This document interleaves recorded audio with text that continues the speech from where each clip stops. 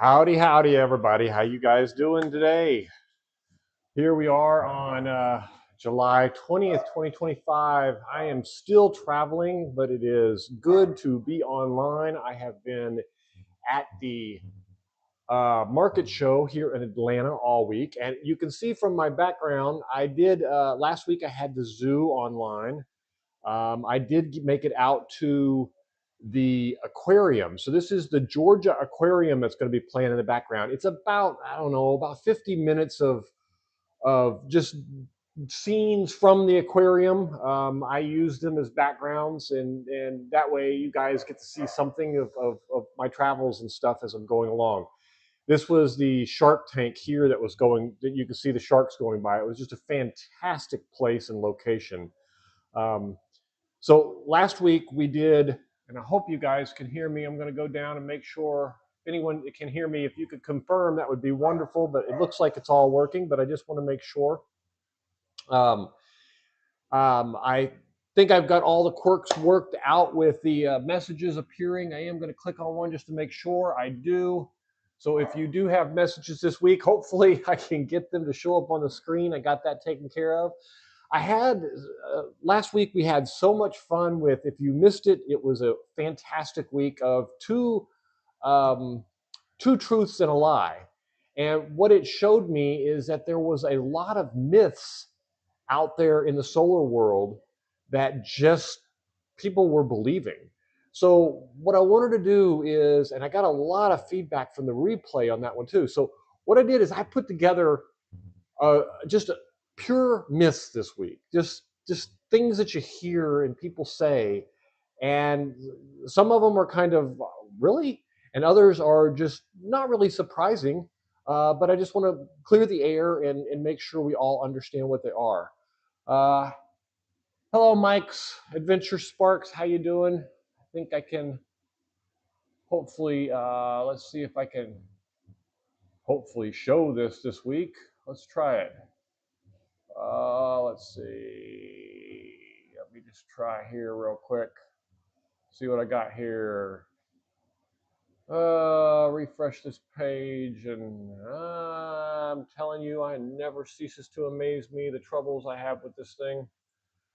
Let me see if I can figure out how to get this working. So anyway, I went to the aquarium, and as you can see from the background there, I just took the pieces and seamed them together. Hopefully, you will enjoy them. And why is this not working the way I think it should work? It should refresh the page.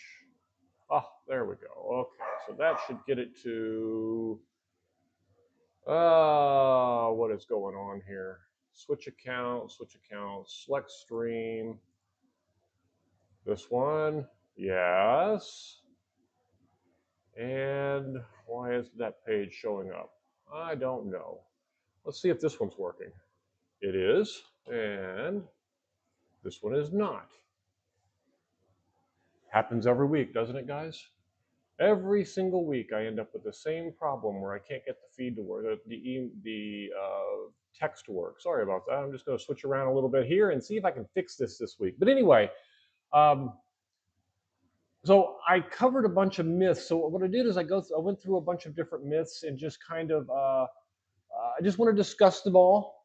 I'm still traveling, so I don't know how long we'll be online tonight, and I'm a little bit late because I finished up here a coffee show in Atlanta.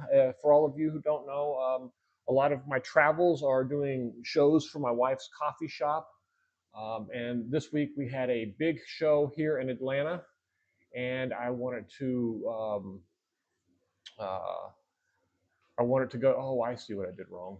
Here we go. Let's try it this way. And let's try that. I bet that worked. Let's see.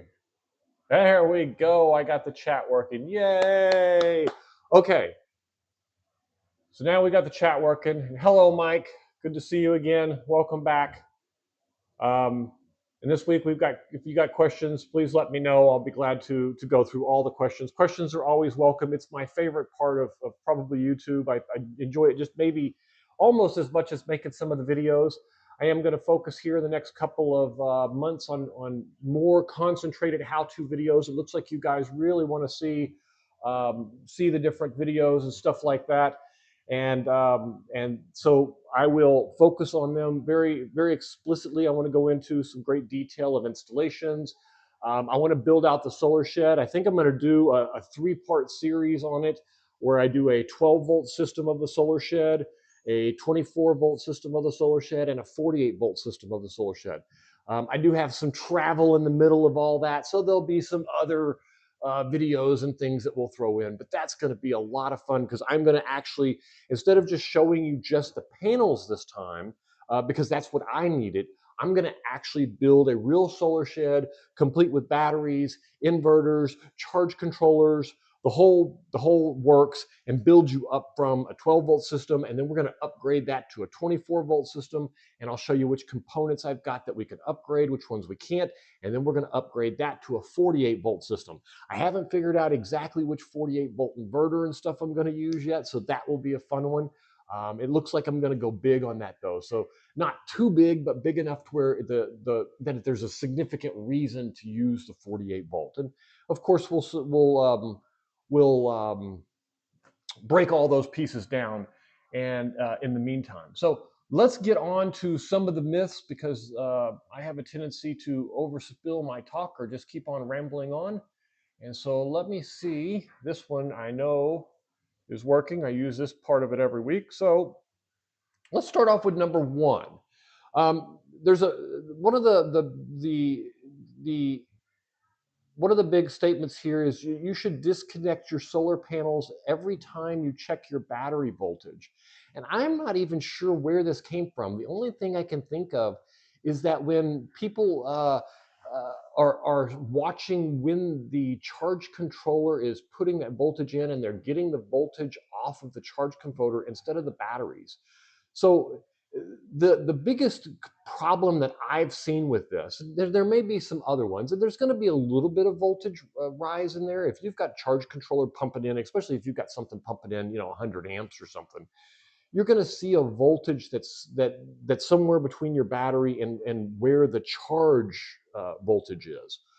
Uh, but you shouldn't need to disconnect your solar panels to get a thing now to get a reading.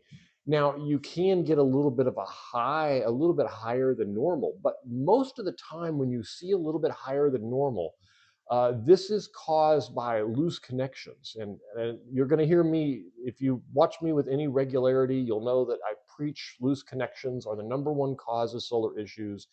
Bad connectors, bad lugs, bad crimps on lugs, forgetting to tighten things up, forgetting to retest things, forgetting to torque things properly. All of the above. It is always the same problem. It's happened to me. If you've been involved in solar in any length of time, it has probably happened to you, where you left something loose and you either found it hot, you found it burnt, you found it crispy kringle, you found some melted wire, you found some melted devices, or so on and so forth. And so it's happened to us all. So if it was one piece of advice from this, is that if you're running into voltage differences, then a lot of the times this is caused simply because you have a loose connection somewhere. And the easiest way to tell this with just a simple voltmeter is start at your battery, and put the meter on. Um, put the meter on. It happened. It happened to you, CJ. Yeah, it's happened to us all. It really isn't no surprise. It's happened to us. It's happened to everyone who has worked on a solar system. And if you haven't, you just haven't worked on one long enough if it hasn't happened to you yet. But the easiest way to detect if you have a loose connection, other than heat, if you've got one of those infrared cameras, that's a great way to do it. But you have to have enough voltage pouring through, enough amperage pouring through the system to get it to heat up and to get hot. Not always do you need that much, because if your connection isn't real well. I mean, I had one where I plugged it into a Victron charge controller, and I tightened one, And then I started tightening the other one, and somebody said something to me, and I turned around and answered them, and I skipped the second one and went on to the third, fourth. I came back the next day, and the whole thing was just burned out. Now, fortunately, I didn't lose the device, so that I have that. But it is going to happen to us all at one point or another. So if it hasn't happened to you yet, make every effort to check your connections. But take that voltmeter, put it on the positive and the negative of the battery. And let's say that it shows exactly 13.21 volts. Then take just one side, like the negative side, and move it one connection further away from the battery, and keep moving one connection further away. You might see small minor differences in that voltage as you get further and further away. If you ever see a large difference, then there is something loose between those two usually. That, or you have some small wire, or you should have some kind of resistance problem, and usually that resistance is caused by a loose connection. At least I found that to be true. And you can do the same with the negative. You can start off, move the negative all the way out, and then start moving the positive all the way out. And you can just, and once you start moving them around, it's real easy to pinpoint those problems. So I think this myth comes from somebody who had a bad connection and they couldn't check their battery, and because they couldn't check the battery, it started to spread. Now, is there some truth to it? Maybe, from the perspective of, if you've got a charger running and it's pumping in a lot of voltage and you check it in the wrong spot, yeah, I guess it could be. But to make the claim that you have to disconnect it completely, no, that's absolutely not true. Matter of fact, almost every battery has every battery's Bluetooth has a voltage in it. Inverters have a voltage in it. All your Victron devices have voltages in it. Your whole system knows when to stop charging based on its voltage. All of them are reading the same voltage that you would read with a voltmeter. And so, no, absolutely, you have to now. And I will say this, in the chargers, the nice chargers that I got, like a cell charger, it has two clamps. So it has one clamp to clamp onto the post for the charge to go in, and another clamp to go onto the post for the measurement of the voltage. You don't want the voltage and the charge to go through the same wire. Now, that may be where this perception is coming from, because then you're measuring the voltage in the wire where the charge is, as opposed to the battery. So that could be it too, but absolutely it is not true. You guys are awful quiet out there today. Don't see a whole lot of chat going on, so hope everything's okay. You can hear me okay and everything? I'm hoping you can, and I don't know if the time change affected anybody or adversely caused any problems for anyone. I hope not. I had to move it because I was, like I said, I was out at the coffee shop until, I don't know, 5, 6 o'clock. We had to close down and tear everything up. So, but I did get it all done and get here in time. So let's move on to the next question. Okay, thank you, CJ. Says it sounds good. I appreciate that. It's good to hear everything is working. All right. And all is good. All right, good. I'm going to move this over here to this part of the screen, and we're going to move on to the next myth. And if you have any questions or anything in the meantime, feel free to just interrupt me and let me know. I like I said, I always take questions in the middle. I like the live streams to be interactive. I like you guys to be part of it. I don't want this to be me coming and just telling you a bunch of stories and stuff like that. I don't mind that part. I like that part, or I wouldn't be here talking all the time.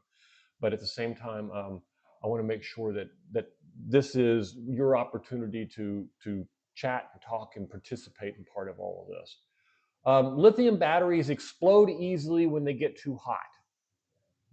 Now, this myth is propagated by the word lithium.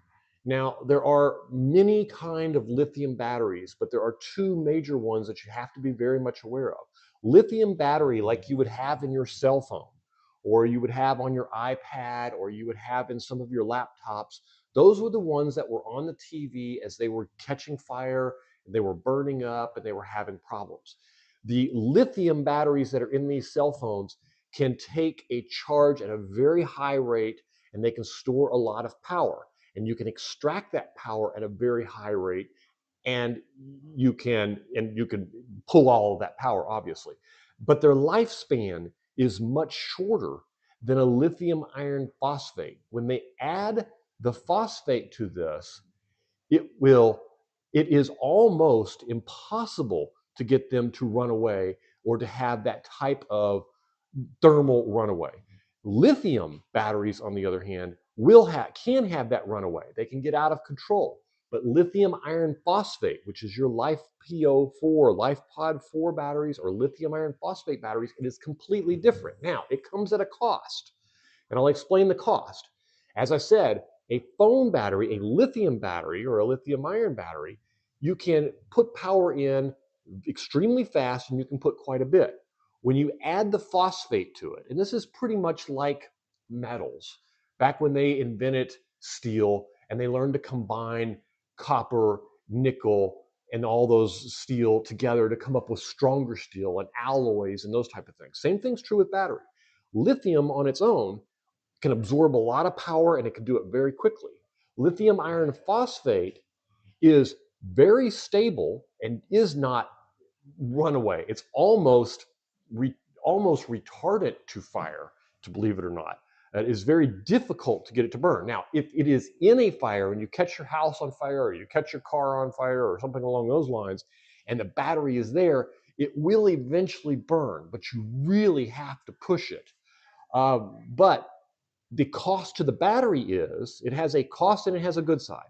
The cost is it can't take as much of a charge. That's why you see you could charge your phone extremely fast, but on a lithium iron phosphate battery, usually you'll see that it says suggested 0.2C, or 20% of its capacity, or 50% of its capacity, maximum 100% of its capacity. That wouldn't be true, or that wouldn't be necessarily true with a lithium battery. You can pump in a whole lot faster than that, but it is prone to runaways. Now, there's a good side effect to it. Because we use them for solar, and most of the time you're only charging them at a 0.2C or a 0.5C. And 0.2C technically means 20% of its capacity at a time.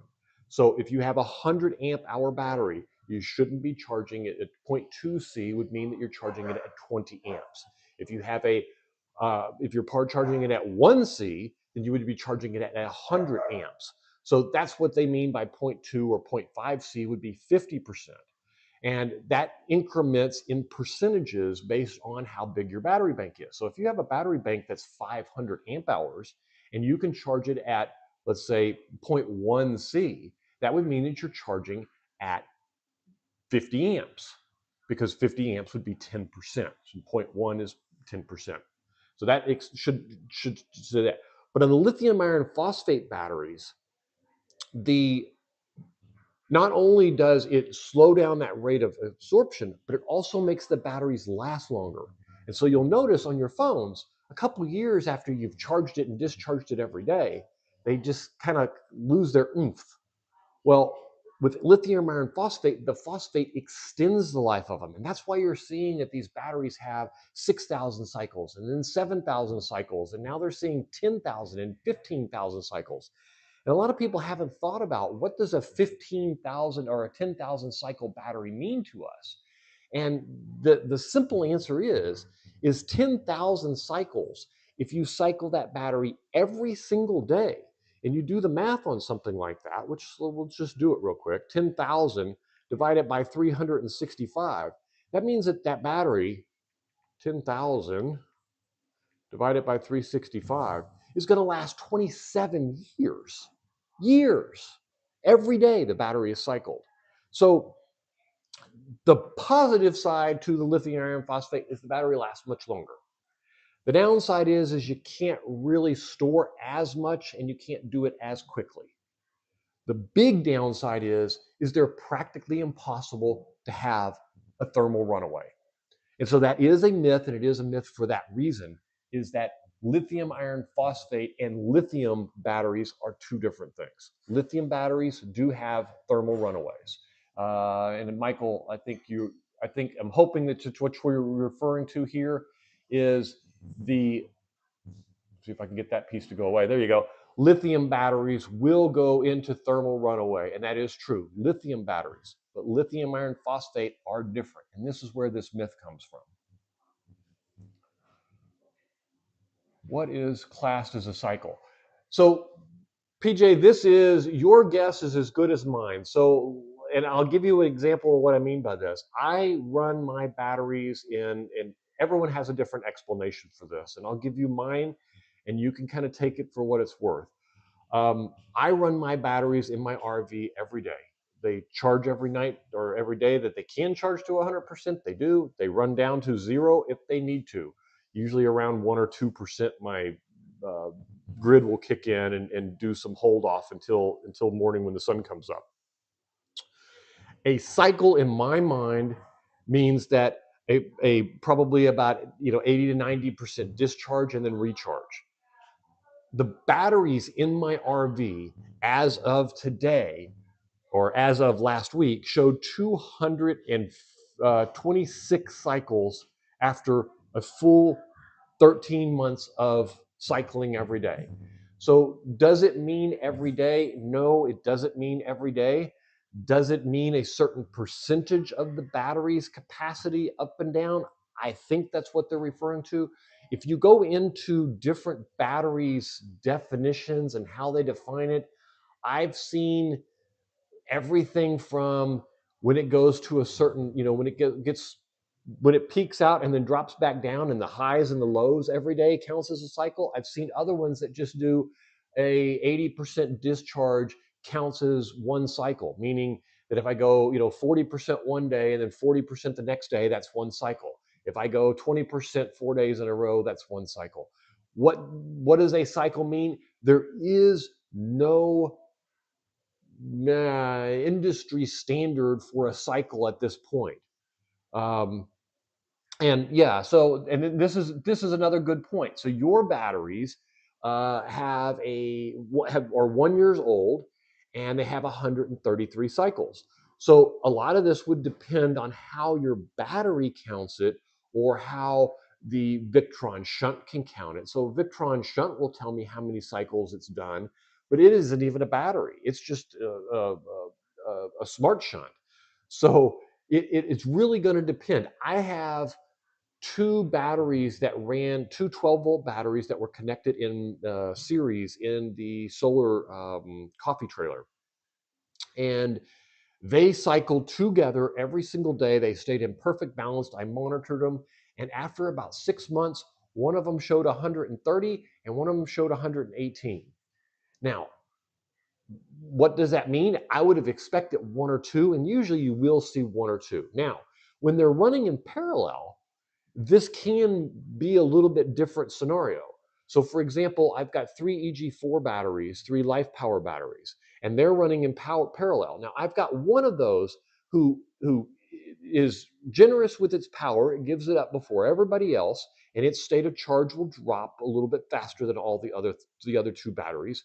But when it gets really low, these two will start to catch up. And when it gets to the top balancing, they all get there at the same time. So it works a little harder, but it cycles more also.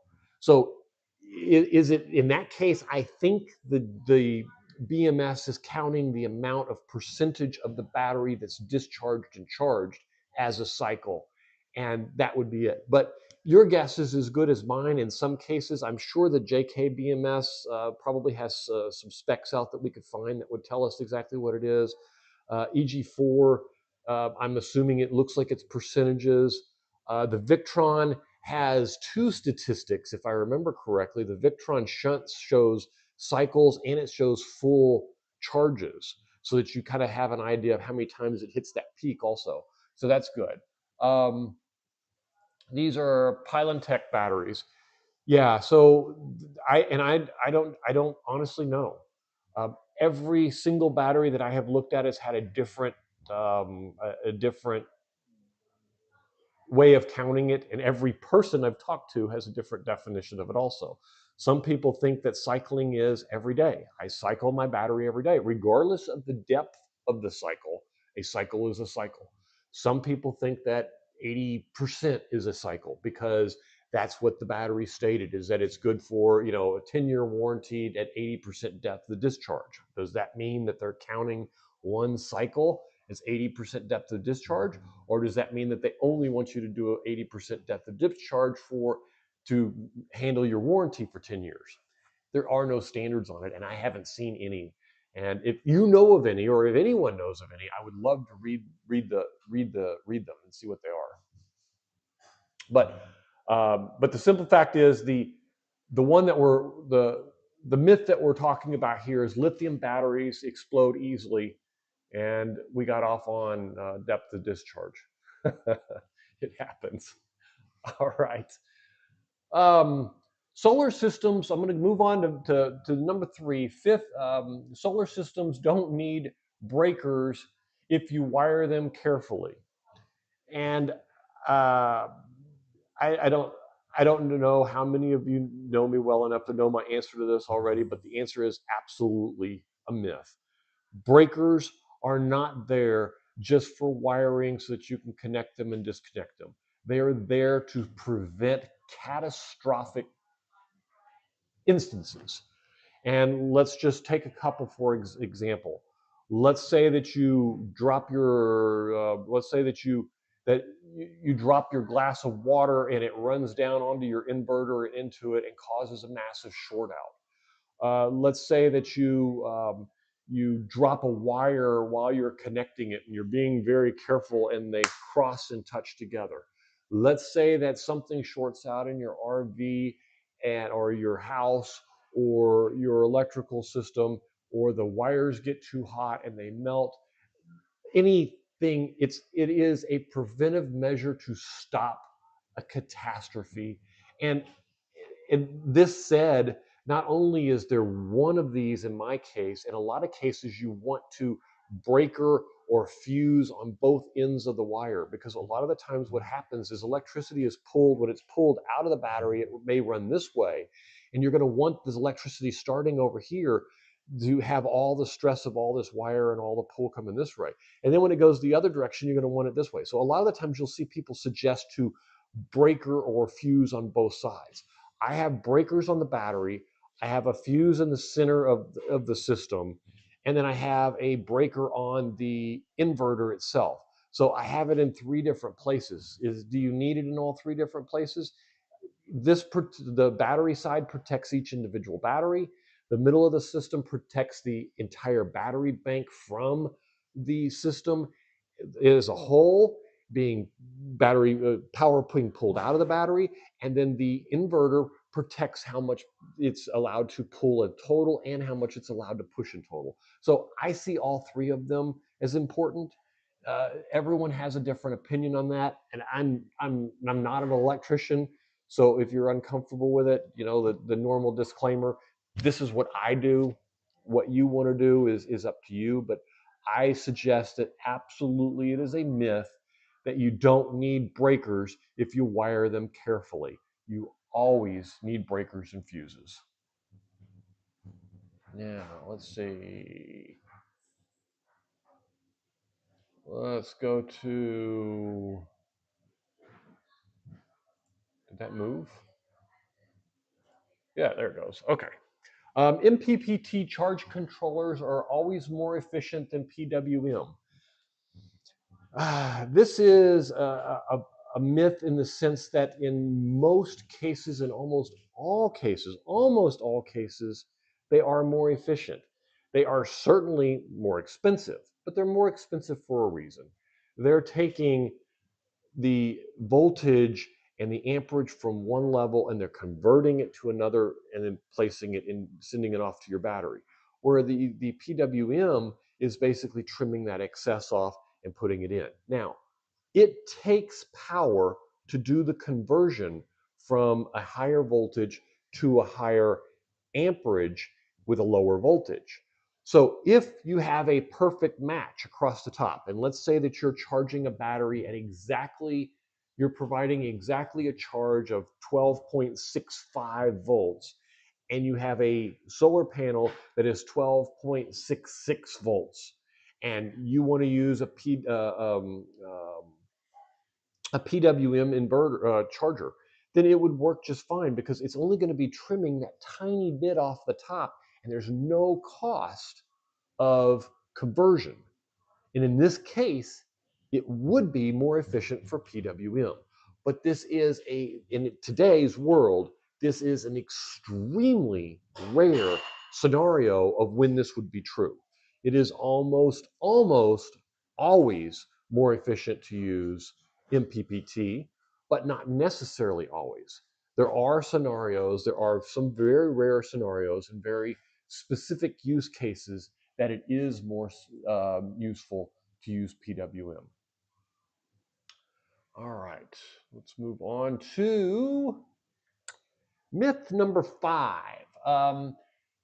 You have to wash your solar panels with distilled unicorn tears to keep them working.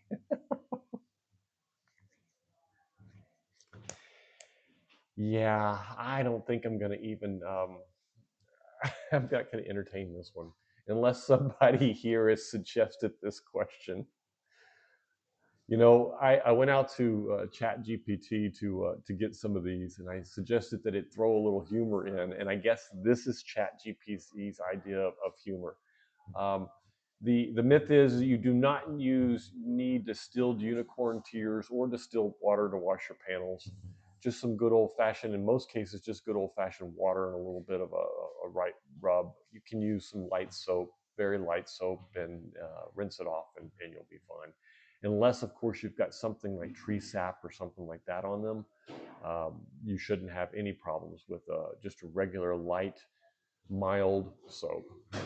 Something like a Dawn or something like that is what I use, and it works just fine. I hope that fixes everyone with their unicorn tears question. Number 6, off-grid inverters can power air conditioner. Off-grid inverters can't power air conditioners unless you beg them nicely. This is an absolute myth, completely and totally. Off-grid inverters power air conditioners all the time.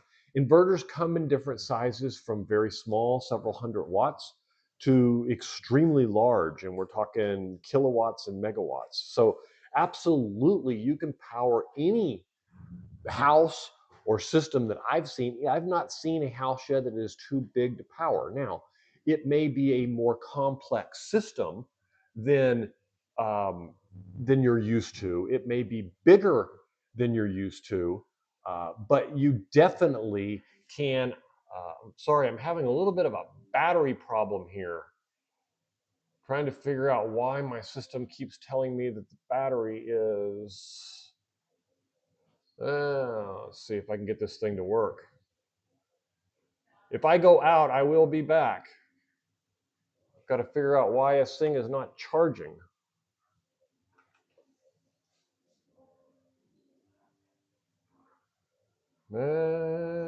Can't get it to come on, stay on.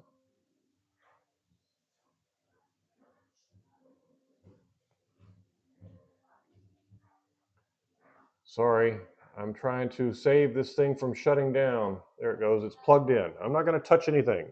Okay, so as you know, last week when I got here, I found out that my charger was at home, and I got another charger, but the adapter doesn't work correctly. It only works with unicorn tears attached to it. No, it only works if it's propped up in a certain way, and I haven't been able to find a replacement. So last week it didn't give me any trouble, and this week it is clicking in and out of charge. So it just keeps going off and on, and I don't understand why it is doing it. I'm trying to get it to just stay charging and then leave it alone. So the fact is that off-grid inverters can power air conditioners of practically any size. You do have to have a little bit larger system. That's not a problem, but you just have to make sure that you get the larger system, and you size your system appropriately, and that's not an issue. Moving on to number 7. LifePod batteries are only good for RVs and Instagram van builds. No, this is absolutely not true. LifePod batteries are powering houses, homes, farms, RVs, vans, entire businesses. There are practically everything can be powered off of these batteries now. Some of the systems that we work with, you've seen 12-volt systems, you've seen 24-volt systems, you've seen 48-volt systems. They're now coming out with 120 volts, 100-volt systems, and 400-volt systems and 700-volt systems. And this makes the conversion of power much more efficient. It makes what you can power much larger. It makes the wires and the ability to power bigger systems easier. So this is an absolute myth. You can power practically anything on an inverter and a LifePod battery these days. There are times when you might need to branch out and build banks in a different way or build bigger banks or whatnot. But the myth that batteries are only good for RVs and Instagram, let's just call it van builds, is absolutely not true. They're great for RVs and van builds now, especially now that they're LifePod 4 batteries with the lithium iron phosphate because they're much safer, but they are not only for them. They are also safer for your home. They're also safer for everything. But don't confuse these with car batteries, with EVs or something like that, because those are lithium batteries, not usually lithium iron phosphate. All right, moving on. And I'm just going to keep going. And if someone has something they want to discuss, please just let me know. I am watching the chat, and we do have the chat working this week. So inverters can't be left running 24/7 or they'll wear out faster. You know, this one, I feel this is almost like a trick question in the sense that will they wear out faster? Well, with anything that you use, most likely you're going to wear it out faster. Will it ruin it or destroy it faster? It's not like a lawnmower where you have a runtime. It's more like a TV. Life expectancy of these inverters is multiple years at this point, just like your TV. And the chances are the technology is going to be well beyond its useful stage before the life of the product itself is over. So no, this is a complete myth. I run my RV 24/7, and I totally disagree with this statement altogether. And I'm sure you'll find a lot of people that run their systems 24/7 all around the world that would also disagree. Solar doesn't work in the winter unless you yell at the sun. And man, it has got a lot of corny ones in here, doesn't it? It Solar does work in the winter. It works really good in the winter, actually.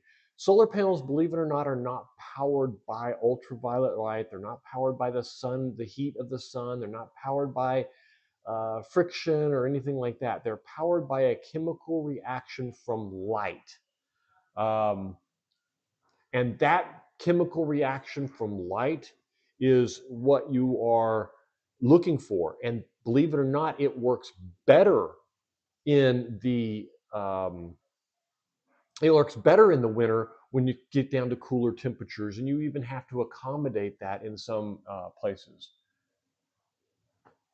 And let me see here. What am I looking at? Hey, hello.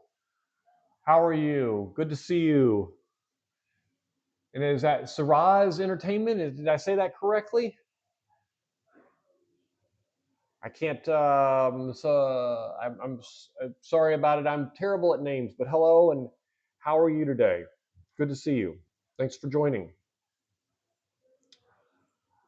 Okay, so moving on to the next one is overpaneling your inverter can cause it to explode immediately. And no, this was a myth that we covered last week in Two Truths and a Lie.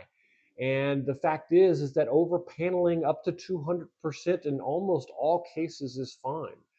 Most inverters now are even listing what is okay for an overpanel. And what they mean by this is if you have an inverter that can accept 100 volts, and usually you'll see two numbers on an inverter. It'll say like 100/20. And that means 100 volts, and 20 amps of charging. So if you're talking about a 12-volt battery and you're doing 20 amps of charging, that's 240 watts.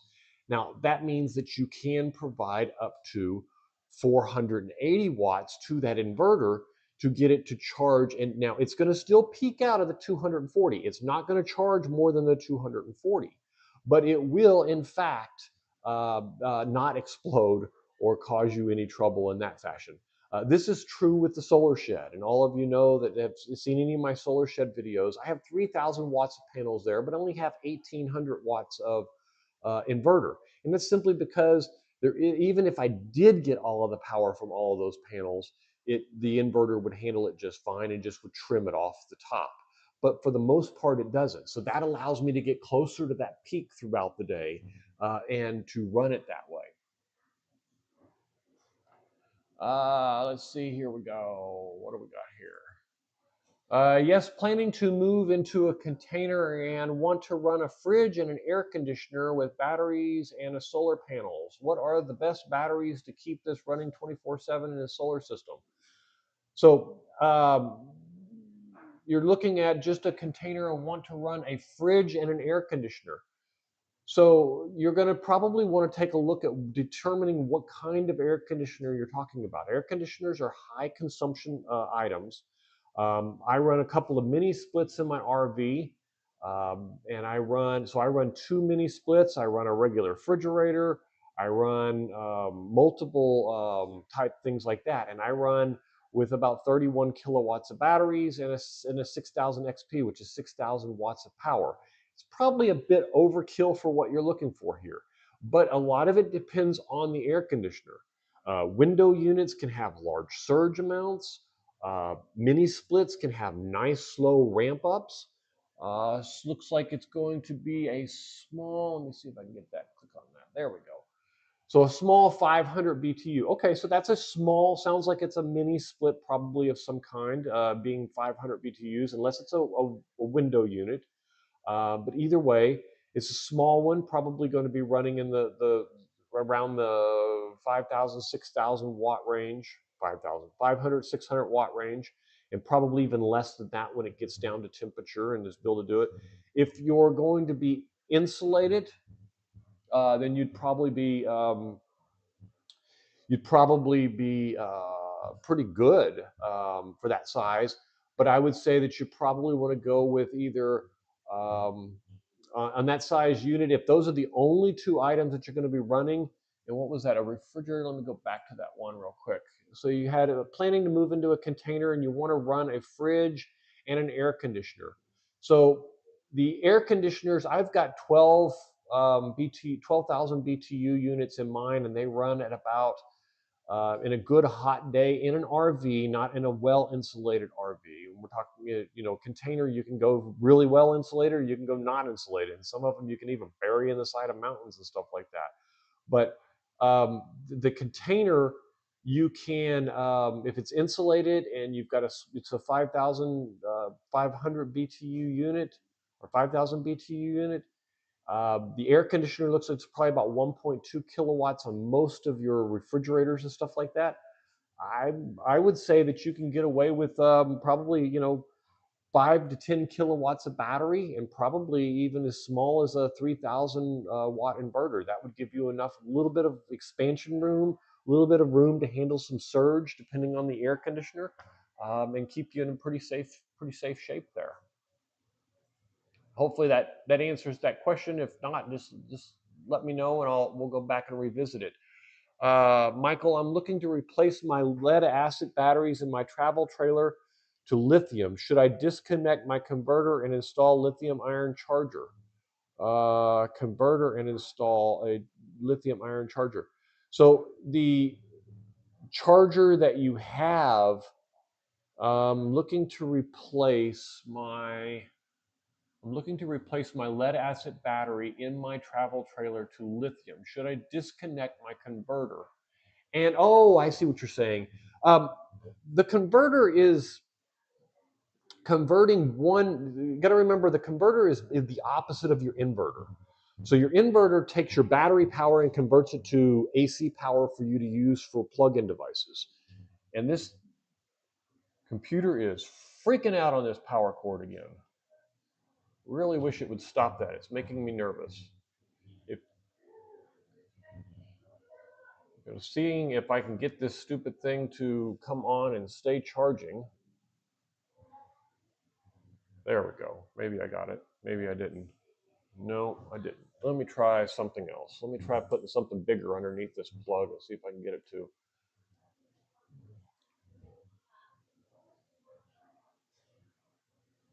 Plugged in. Okay, let's see if that stays plugged in. Sorry about the power problems. So where was I? I was looking at, so you're looking at running on a,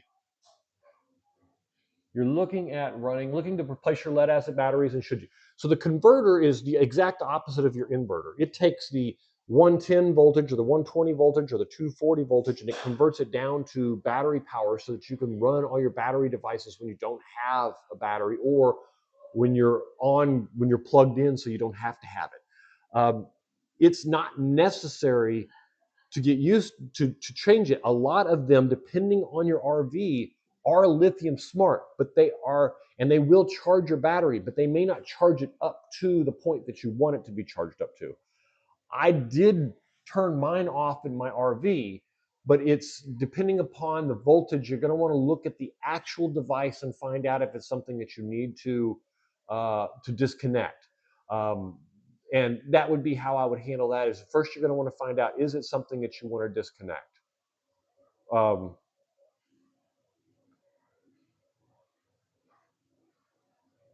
Let's see, where was I at here? Container with 5,000 BTUs. Surprise how awesome it is. I only have 2 batteries and 24-volt system.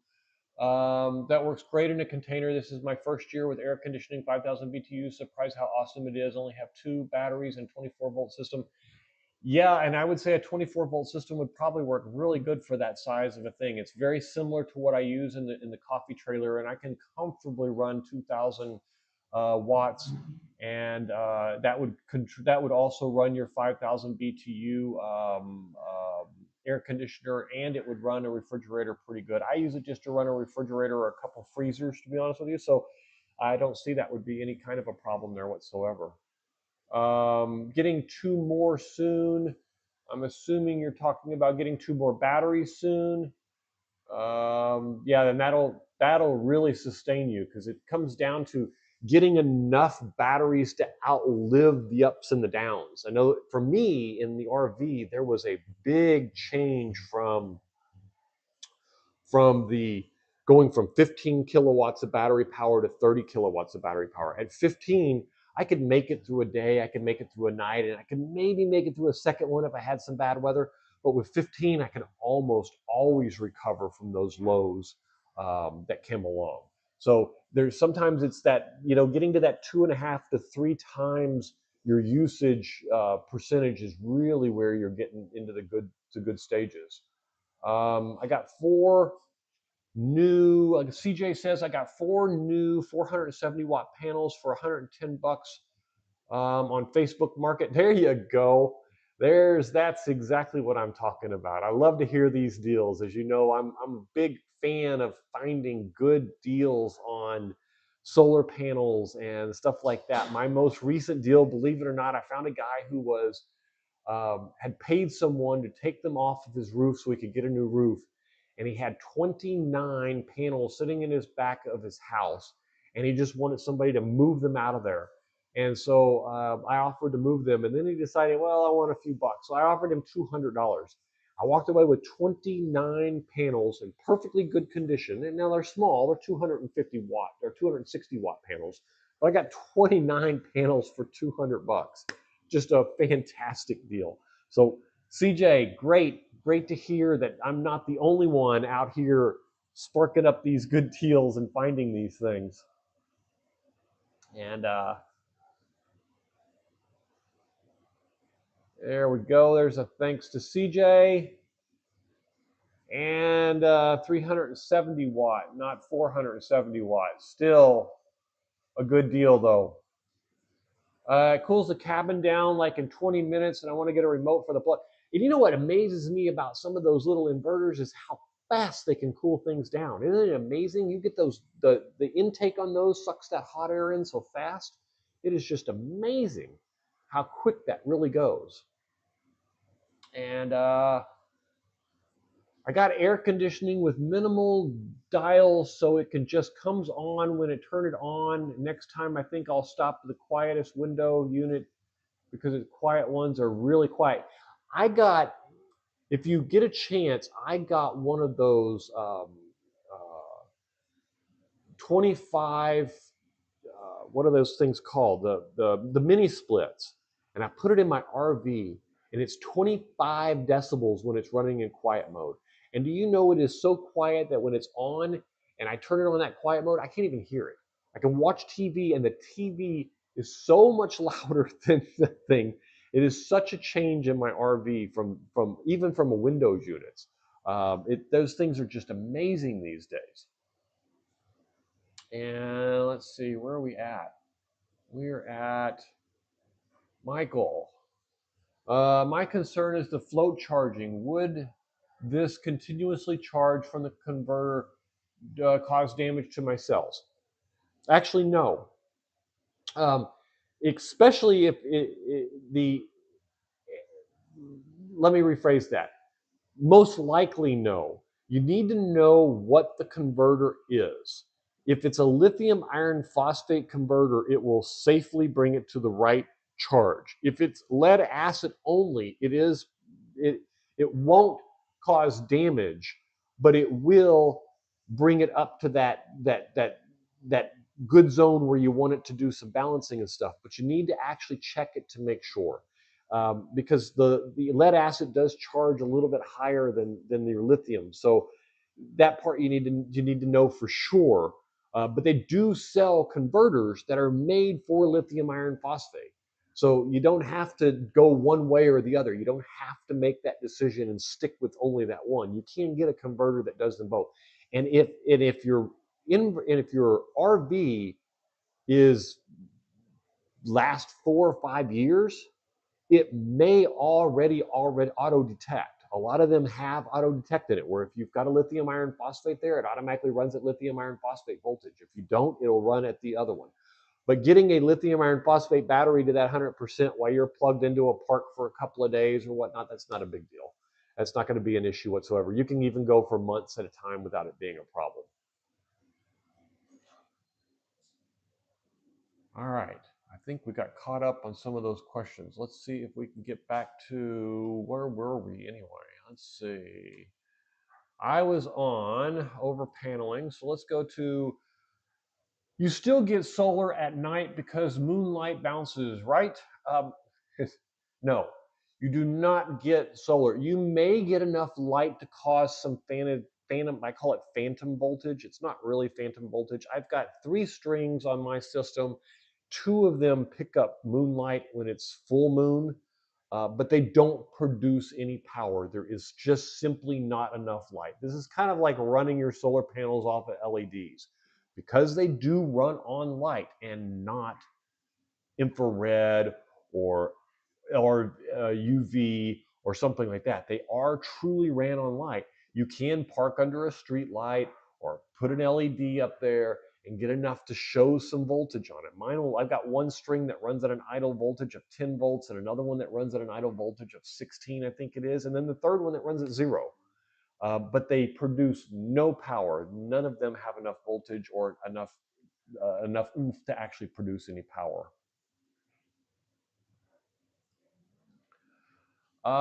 You must hammer a ground rod in every solar device, even a solar garden light. And I know this has an attempt to be funny on it, but there is actually really a myth in here.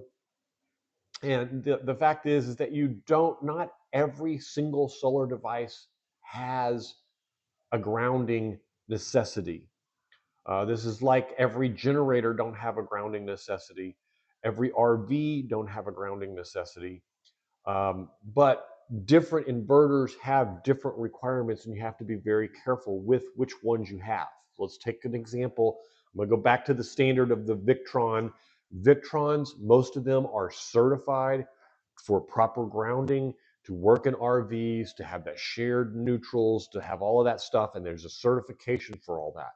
You look at the 6000 XP, it can be used, but you have to set it up properly. You have to neutral ground it. You have to do all these things. You have to do them right, and then you have to do that based on whether you're going to be there short term or long term. Also makes some differences too, because some of those are handled differently. The wiring is handled differently. So the question you must pound a ground rod on every single case is a myth.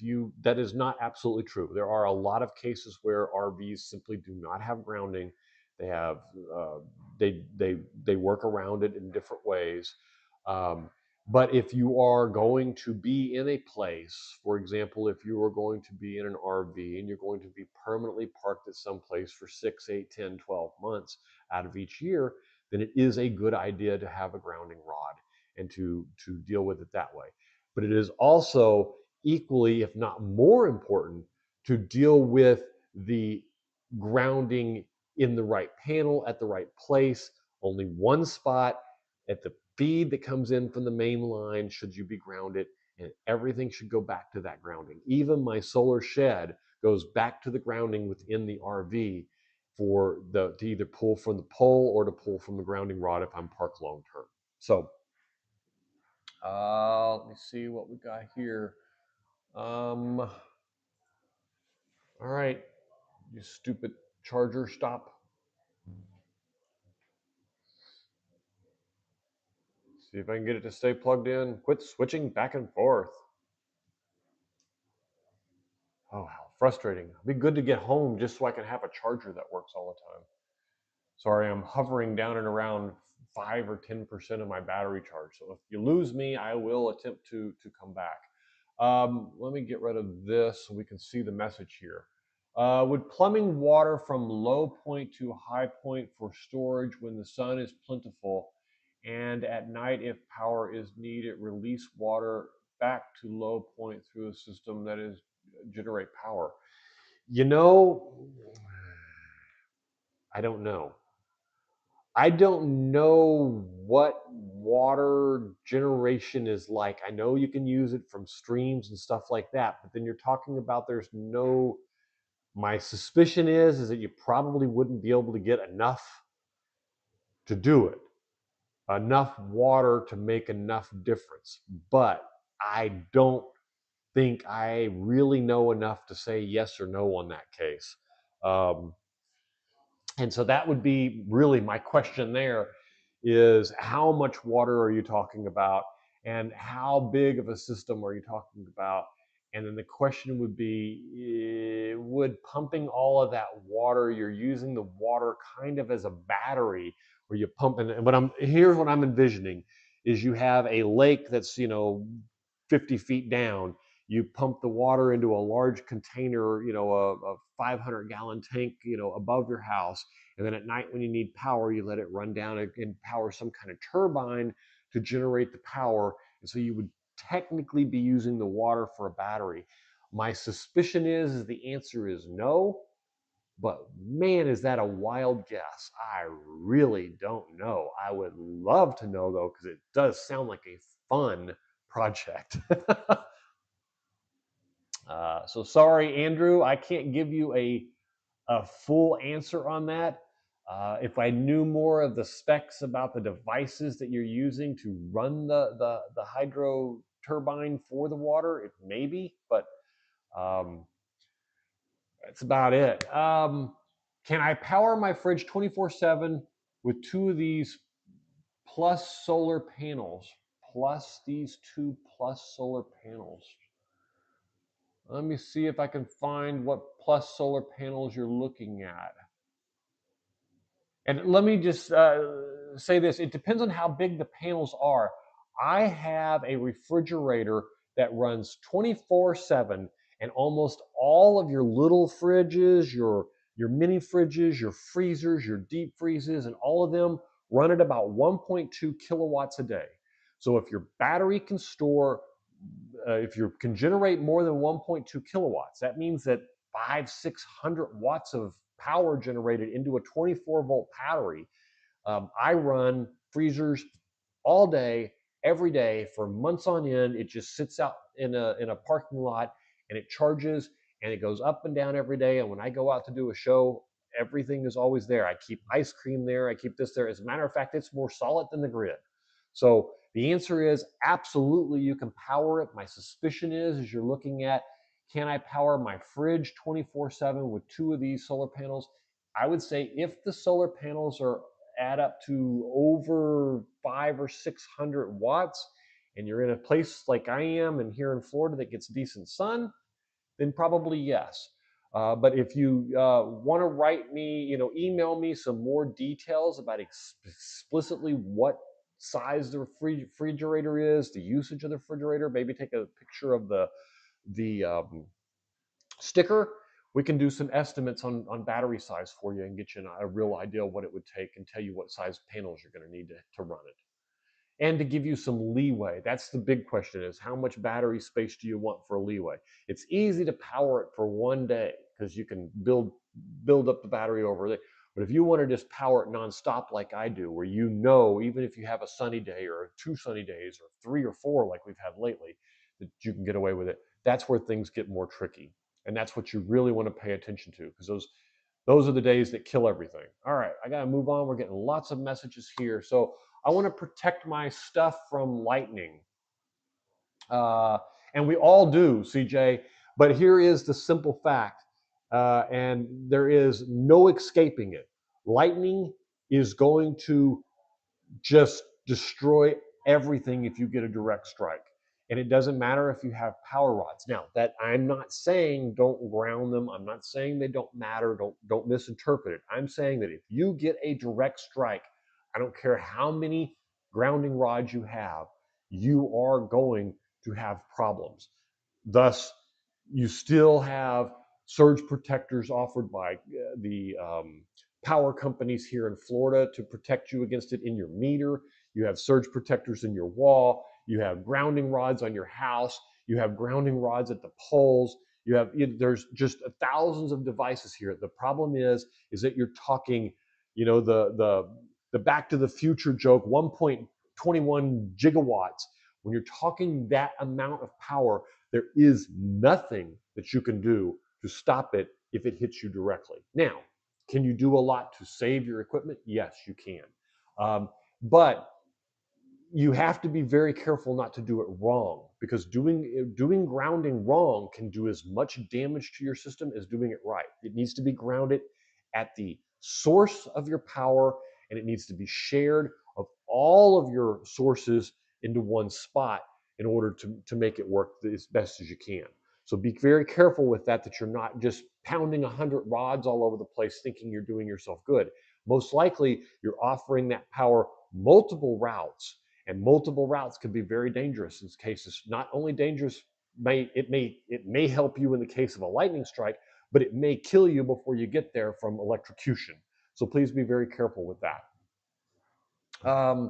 Queen Power 12-volt, 100-amp LifePod battery, BCI Group 31 lithium battery, deep cycle battery with 100-amp BMS. Yeah, and these are fairly standard right now. These were the same ones I have in my coffee trailer. I have 100-amp-hour 12-volt batteries. I even put them in parallel and ran 24-volt this way. So let me go back to your previous question, because I have a suspicion that they were connected, although I don't see it. Maybe you weren't talking to me. That could be true too.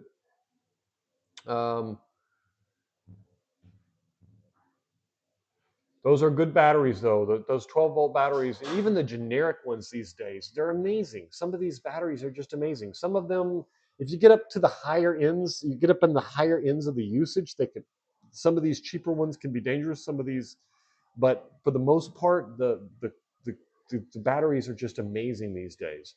I was reading a post yesterday or the day before where someone made the comment that if any other item in the market had dropped in price the same way batteries have for solar systems, and someone complained that they were overpriced, it would be the equivalent of saying that, oh wow, that car, I bought that car for $25,000 5 years ago, and now it's $5 grand and it's still too expensive. It's kind of funny. He's absolutely right. It would be funny to say that. I use 12-volt freezer fridge, 175 bucks on Amazon, pulls about 45 watts. Yeah, and the only question becomes on that one is it probably has about a 450, usually about 10 to 12 times the surge. So you're looking at 450 to 550 surge, which is really good for one that size. Most of them are in the 90 zone. I would be interested to know on that 12 volt. Oh, it's a 12 volt freezer fridge. Oh, that's wonderful. I did some testing on one of those, a little one. I don't know if yours is a little one or if it's a full size one, but I would love to hear exactly what the overall pull was for a 24-hour period. So I like to keep an idea on that. I know that normal full size ones running at 120 volts pull about 1.2 kilowatts, but my suspicion is this one's a lot like the Vibor one that I tested in a recent video, and it was just they're those 12 volt ones are so efficient. They're fantastic, and they're quiet. They're efficient. I ran mine on a 100 amp hour battery, and I just let it run, and it was in a shed. You go back, you got to go back and watch the video to get the full effect. But I ran it in a shed where it was in the solar shed where it was about 105 degrees every day, and it would have ran for I think it was either 3 or 6 days solid without any charging whatsoever on a 100 amp hour battery. It was just, and it was exactly the same thing. 45 watts was its normal running capacity. When you first turned it on, it was doing that first cool down. It would run at max at about 60 watts, but they're just fantastic and extremely efficient. It's just a wonderful thing. I can run my fridge on battery with a 100-watt panel with a PWM charger. Oh, that's nice. And I don't doubt it. It doesn't take a whole lot. Is that the same one that we were just talking about? Yeah, that's this one here.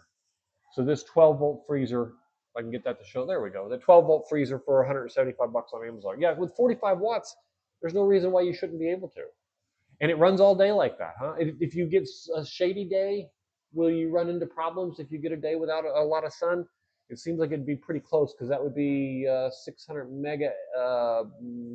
Yeah, it'd be pretty close if you got a couple of shady days in a row, maybe even one. But for the most part, you could at least run it all the time. Catching up here. Maybe instead of water, use pressure like air compressor. You know, Andrew, I really don't know. It's really an interesting concept, though. But I imagine if it worked, that and not that if it worked, I'll bet it works. But here's going to be my question to you: in order to generate the same amount of energy, let's say 1.2 kilowatts, which is about what you'd get out of a 100 amp hour 12-volt battery, how much water do you have to pump up the hill, and how much does it cost for the storage device and the equipment to do that, as opposed to just having a battery? Because you're still going to have the inverter to take the power that the turbine would generate, and then you got to have flow control to make it generate just the right amount and everything, because you don't have a battery where you can what's the right word, where you can regulate the amount of flow and all of that just to get exactly the right amount of power you need. So battery would make that a little easier. So my suspicion is that it works. Otherwise, you wouldn't have these rivers being blocked with turbines and stuff. But my other suspicion is that the cost would probably be more than the actual battery itself, making it a moot point, especially in today's world where batteries have gotten so cheap. Holy cow, I just saw a whole bunch of new messages that I didn't see before. I wasn't keeping up with you guys. Let's see if I can get through a few of these real fast here. All right, so Andrew, PJ says, Andrew, yes, it would work if you got big enough storage, and yes, they would be building massive one near me. There you go. I would be interested to see what the efficiency rating is on it. You know, if I pump it up and it costs, you know, I pull from the sun, you know, 10,000 watt hours, how much do I get out of it at the end of the day? How much energy does it cost me to push it up there, and how much energy does it cost to how much do I get back from it at the end? Same as what I would with the battery.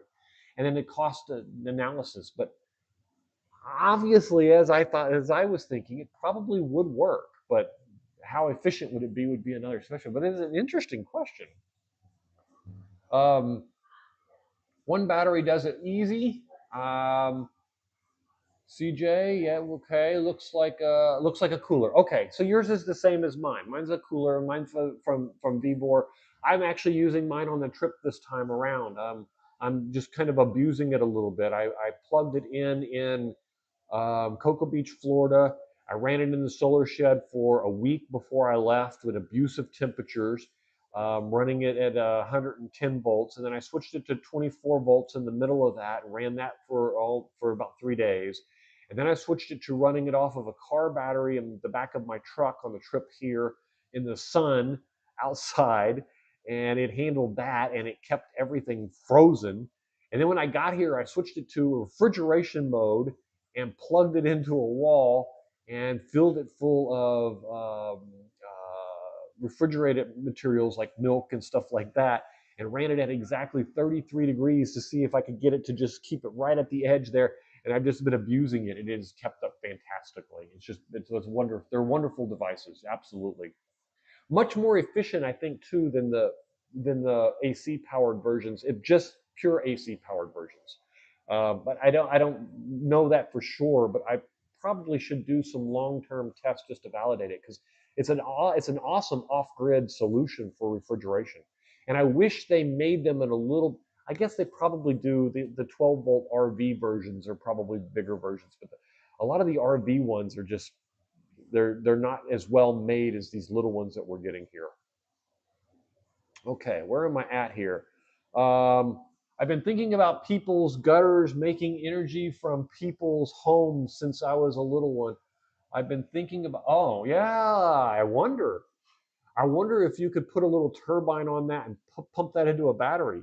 It would, you know, the way solar and everything is gone these days, you ought to do that. You ought to get those downspouts and see if you can figure out a way to put little generators, little micro generators on those downspouts, and see if you can do that. For that matter, though, you could intercept practically any water flow doing it. Great.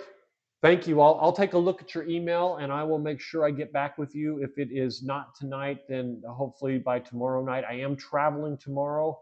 Um, so if you don't hear from me right away, trust me, I will get to it. This is my favorite part, is communicating with you folks. So I always respond to every email, practically every single message on every one of them, and I could sit here for weeks talking about these things. And I missed a couple of messages here. Thanks, CJ. And yeah, 12-volt refrigerator gets down to -5. Mine actually goes a little colder than that. I think it goes down to like a -20 or something. I mean, it's just crazy. Uh, and that's -5 degrees. Does that mean Celsius? I know mine goes to, I want to say it's -20, but I'm not sure. But I know it's at least -10. But they get very cold. Um, And my guess is also you could probably see it on the video, because I showed that one when I froze. I stuck a gallon of warm water in there that I had pulled from the hot water tank and just dropped it in there and said, okay, how long is it going to take to freeze this? And I froze that block of that one. And then I used that block of ice to cool another ice chest all the way here. um, put extra insulation around my fridge. Oh, that's a good idea. I haven't really needed it though. So, although I wonder in the solar shed if it would help it out, because I abused it. It was 105 degrees or so in there. Even the walls were 101 degrees. It was just crazy. Insulation helps a lot. Okay, that's good. All right, here we go. Andrew says long-term storage, power generation, Luke, and military installations, or for rich people's bunkers, trying poor man's battery and society's collapse and mix chemical batteries and proper. Probably going. Well, that's probably true, but you know, the nice thing is the lithium iron phosphate batteries that we're dealing with today. They're going to be here for 20 years. So I'm not sure, and that's if they only last as long as they say. That's only down to 80%. So I guess what you're saying, when the zombie apocalypse comes, we need to make sure that we have enough batteries, battery backup power. Let's do the math here, to not only supply what we need today, but to supply what we need 20 years from now at 80% depth of discharge, so that we still have full power 20 years from now. That's what we're getting at. Okay, I'm with you. Or at least if that's not where you were going, I was. All right. Thank you guys for all your input, all these questions. I've ran off people before that just looked at me crazy. I like telling people the oceans, waves make energy. As simple sounds like nonsense. I don't think it's nonsense. I think you're absolutely right. I think it does. I think that there should be a way to generate power from shores, from the actual waves crashing onto the shore. I don't know enough about it to say it, but I always thought that the turbines that they have in rivers could flow that water back through an under through, what am I trying to say? Through pipes underneath the ground back out into the ocean, and that would allow the waves to flow in and turn the turbines constantly.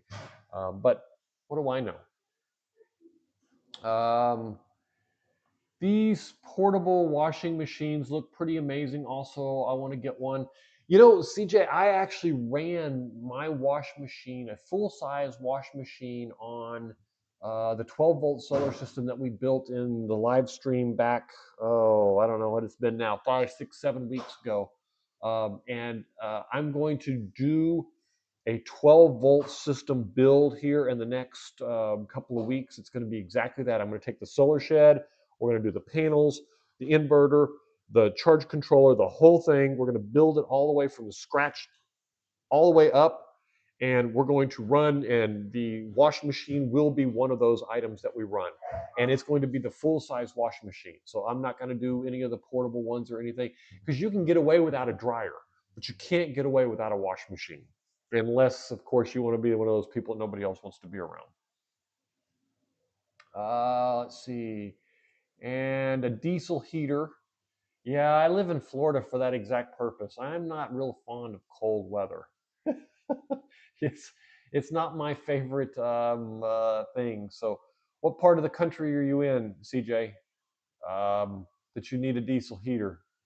Although I could see that I probably need one occasionally, even here in Florida. But you know, it's well, I'm in Atlanta this week. I'll need one in January when I'm in Atlanta, but not in Florida.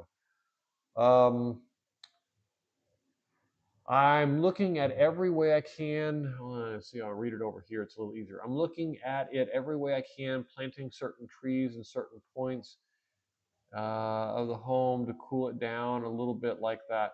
Yeah, and I found, Andrew, that my dad was really, really big on trees and being more energy efficient and everything, but we didn't have solar back then.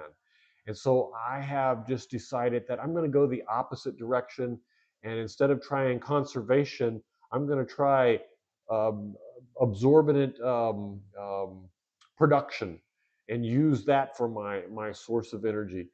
Although trees can be very important, they also can block the sunlight and prevent the panels. Panels seem to be the cheapest thing. So I'm in the process of moving and selling a house, and I'm living in my RV for a while and traveling a little bit and having a little bit of fun as I grow a little older, and it's making for some great videos. But as soon as I get that other house sold and stuff, I'm going to move back into a house, and I'm just going to build me some serious solar power, and that'll be a lot of fun.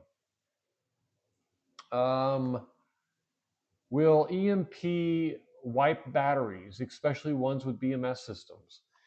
You know, I don't know. Now, EG4 has started putting out all of their batteries with EMP proof.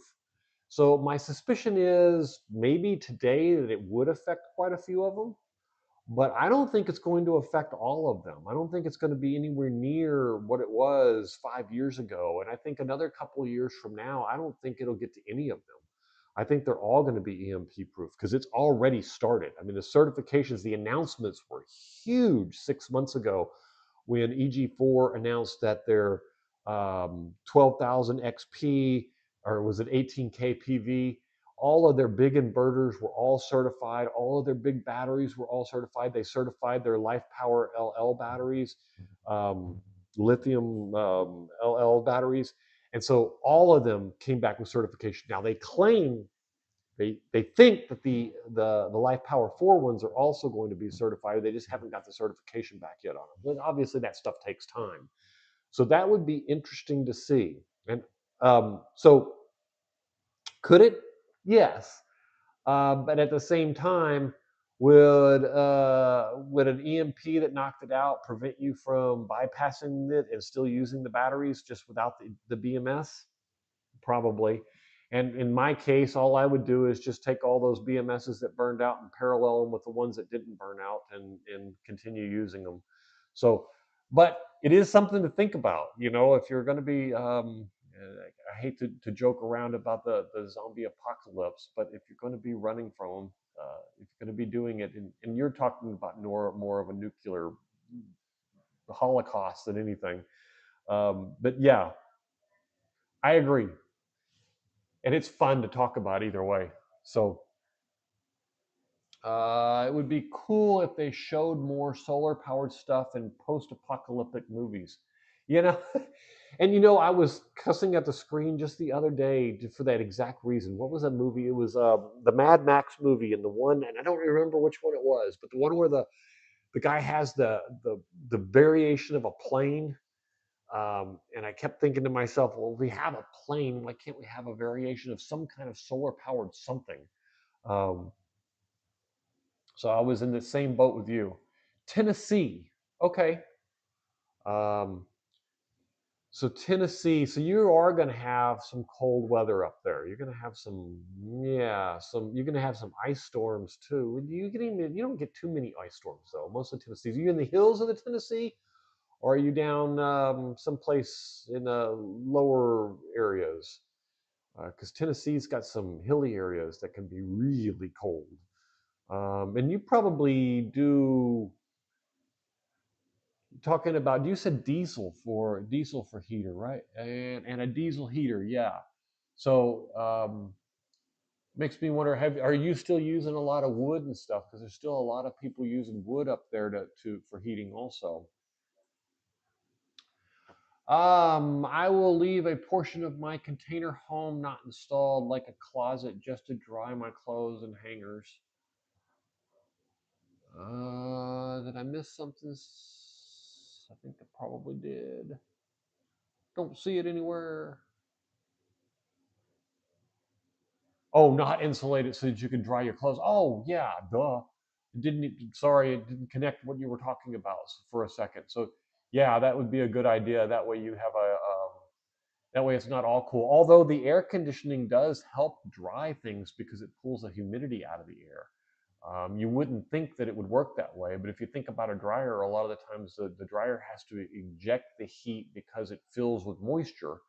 And it's not only the heat that does the work, but it's the lack of moisture that helps with it. So it pulls cool air in and warms it up, but that warm air then causes the evaporation, and you've got to get that moisture out of the air in order to evaporate more. So sometimes the cool air with a lack of moisture is a better evaporator than the warm air if it's saturated.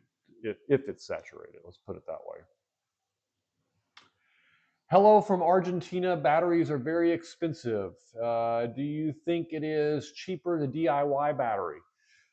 Uh, George, it is George, right? I hope it's George. Um, I'm terrible with names and I'm terrible with spelling too, so apologize if I've got it wrong. But you know, DIY is really becoming less DIY and more mainstream at this point.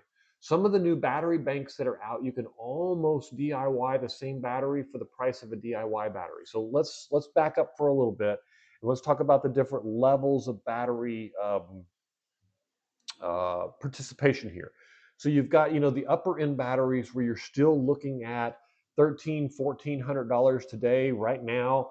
Probably down in my link, I've got some solar signature solar links, and that where you can find a 100 amp hour 48 volt battery for $1,200, $1,300, top of the line, good BMS, great cells, everything's reliable and warranted and the whole bit, all put together. They ship it straight to your house. You plug it in and go.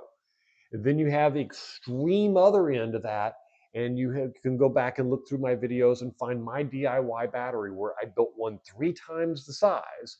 I built a 15.6 kilowatt battery for around $1,300, almost the same size, but instead of 5.2 kilowatts, I got 15.6 kilowatts.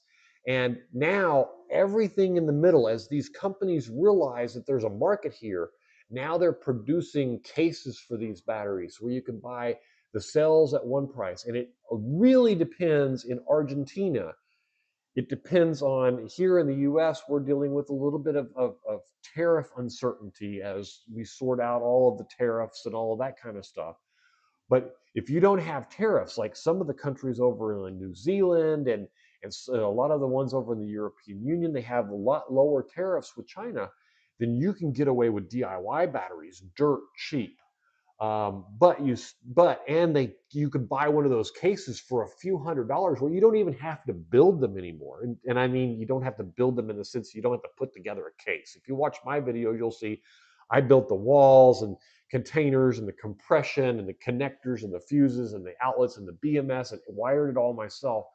And in these cases, they come pre-assembled where you basically just take out some parts, put the cells in, connect the cells together, connect those to the bus bars, make sure everything's tight. The case has the plugs and the ports and the connectors and everything on it, and you hit a button and boom, you're done. So it has changed a lot. Is it cheaper is your question, if I remember correctly. Is it cheaper or very expensive to do, and do you think it is very cheap? And the answer is yes, it is cheaper. The question becomes, do you have the patience for it? Because here's the big difference between the two. A DIY battery, or a purchased battery, you can buy it tomorrow and you can have it in 3 or 4 days. And you can be up and running, over and done. A DIY battery, I ordered my battery cells from China. They took months to come in. Did my background just end? It sure did. Well, let's just start that over. They took months to come back in. I'll just switch my background. It took months to come back in, to come in, and then it took me a lot longer to build, because then you gotta investigate what kind of BMS do you want, what kind of wires do you want, what kind of fuses do you want, what kind of everything you put together and you build. So if you've got the patience and the know-how for that, yes, you can save a fortune. 3 to 1 for me. I spent $1,200 on a DIY 16 kilowatts. I spent $1,300 on a 5 kilowatt battery. So it comes down to the timeline. One took 5 months from beginning to end. One took 5 days from beginning to end. And everything in between happens nowadays. Now, hopefully that answers your question. And I think that's George, but I'm really not sure. Please let me know if I've got that wrong. Just put the clothes in line outside, and so we do in Europe. Yep, that's what a lot of people do. They just put the clothesline outside. Um, and I've also noticed that some people recently have gone in and have changed a lot of the 240 ones down to 110 by removing half of the heating elements. I haven't tried it yet, but I might, just to see how efficient and it can do. It will take a bit longer for them to dry, but if you could do that off of solar, then hey, a win is win. Um, and you may want to use a clothesline sometimes for these clothes, and then use that only when it's raining, or you have a real necessity for it. At the bottom in the middle. At the bottom in the middle of Tennessee. Okay.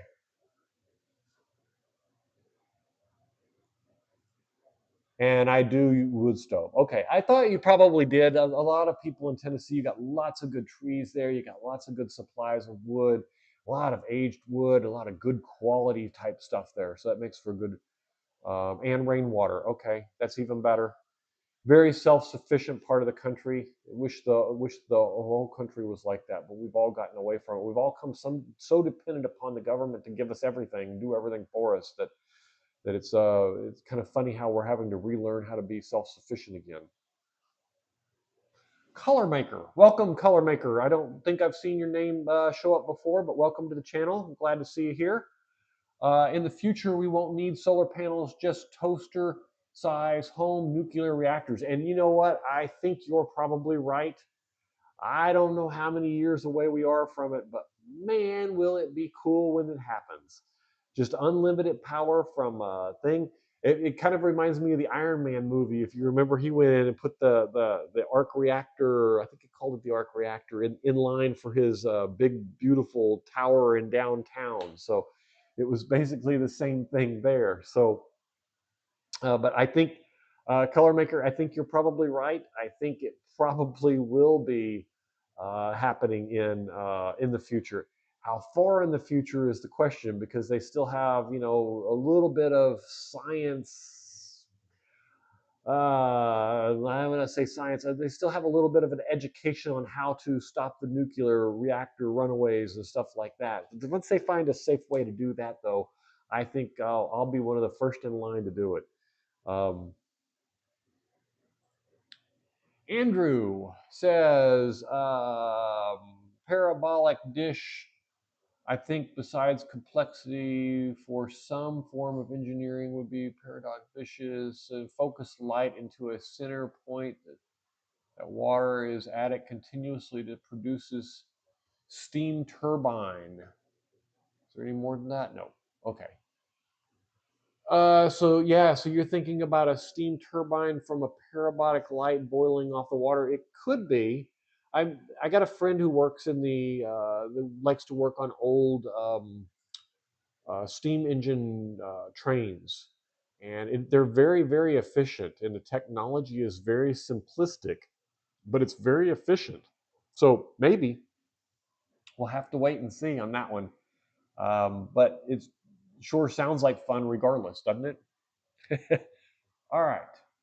Where are we at anyway? I think I actually caught up. It's been so long since I answered a question. I'm going to do this, and I'm going to switch back over here and grab the next one in the list here. Fact, a solar, and this is a myth. So a solar generator is just a fancy name for magic box with ports. Where did these crazy ones come from? I'm going to skip that. Actually, I'm going to go back for that. A solar generator is just a fancy name for magic box with ports. No, so a solar generator is nothing more than a small solar system. It's basically, it's got the battery in it, it's got an inverter in it, it's got a charger in it. They're putting it into a box for you, and they're giving you a port to plug in the solar panels. Now you're paying a premium for it, just like if you want to buy an all-in-one an all-in-one inverter. The all-in-one inverter will have the inverter, it'll have the charger, it'll have, you know, some configuration and stuff for you. If you buy a solar generator, it's not really a generator, it's a solar system that is all built together short of the panels, and then you plug the panels in. Now, the ones that irritate me are the ones that have these specialty panels that you have to have and all these sizes. But these guys have gotten so far away from that at this point that these solar panels and these solar generators are really getting really nice, but you're paying a premium. So the same solar generator that may cost you $3,000 or $4,000, you can build a solar system for the same price for $1,000. And we're going to build over the next couple of months. I am going to take the solar shed and I am going to build it up with a 12-volt solar system, and then I'm going to tear it down, and then we're going to turn around and build it up with a 24-volt system. We might actually do an upgrade to a 24-volt system and then rebuild it as a 12-volt, as a 24-volt system, simply so we can see what the upgrade process would be and what the compatible pieces would be for those of you who want to go from 12 to 24. And then we're going to do the same thing with a 48-volt system.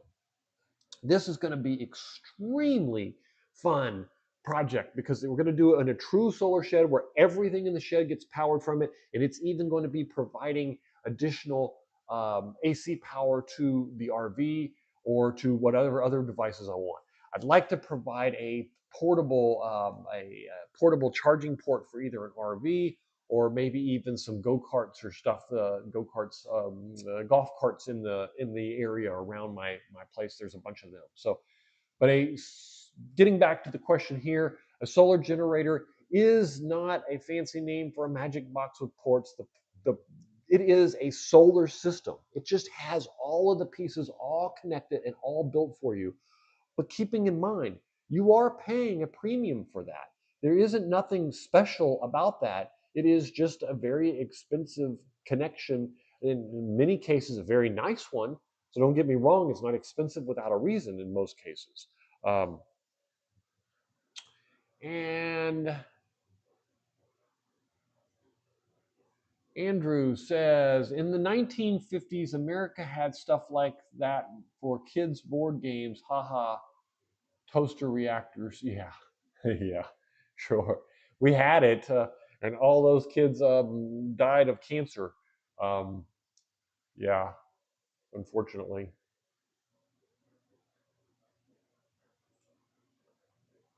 Let's see. You need identical solar panels to expand existing solar system or chaos ensues. This is an absolute myth completely and totally. So I think it's really important at some point here in the future that there is a lot of misconceptions around solar systems and sizing panels and connecting the right ones. There are some aspects of it that are absolutely true, and there are some benefits to running them in serial and parallel and running microinverters and running optimizers, and all of them have a specific purpose and a specific reason. But to say that you have to build a system today and you need to make sure that you buy every panel because you might not be able to get, when I bought my panels, they were 370 watts. Finding 370-watt panels today is almost impossible. You can run parallel inverters, you can run parallel chargers, you can run multiple strings in multiple systems. You can even mix and match some panels in different sizes with different costs. And there's sometimes some cost factors to this. But to say this statement reminds me of the guy who says, well, I installed 10 panels on my roof and they were all 365 watts a piece, and now I can't find a 360-watt panel, so I have to replace all 10. It's baloney. It's total baloney. You can replace it with a different panel. You just need to understand what that cost and what the effects of it's going to be, and understand and know what that's going to be. But in a lot of the times, it's very minor if you understand how it's doing. So I think it would be really beneficial at some point in the future if I build some videos based around truly understanding not just the basics of serial and parallel, which everyone has a video out on those, but truly understanding what happens when you put a solar panel in that's the wrong size. What happens when you put in a 24 and a 26 and a 28 volt panel, and you put them together and you run them in series? If you run them in parallel, how can you run them in parallel? What happens when you have shading on two series of panels, and one of them has series and one of them don't? These are the type of questions that there is so many misconceptions. I could spend a whole show talking about this one alone. I could do a live stream on this. I could pull up live examples and we could walk through hundreds of them, and you still wouldn't have all the answers for this particular scenario.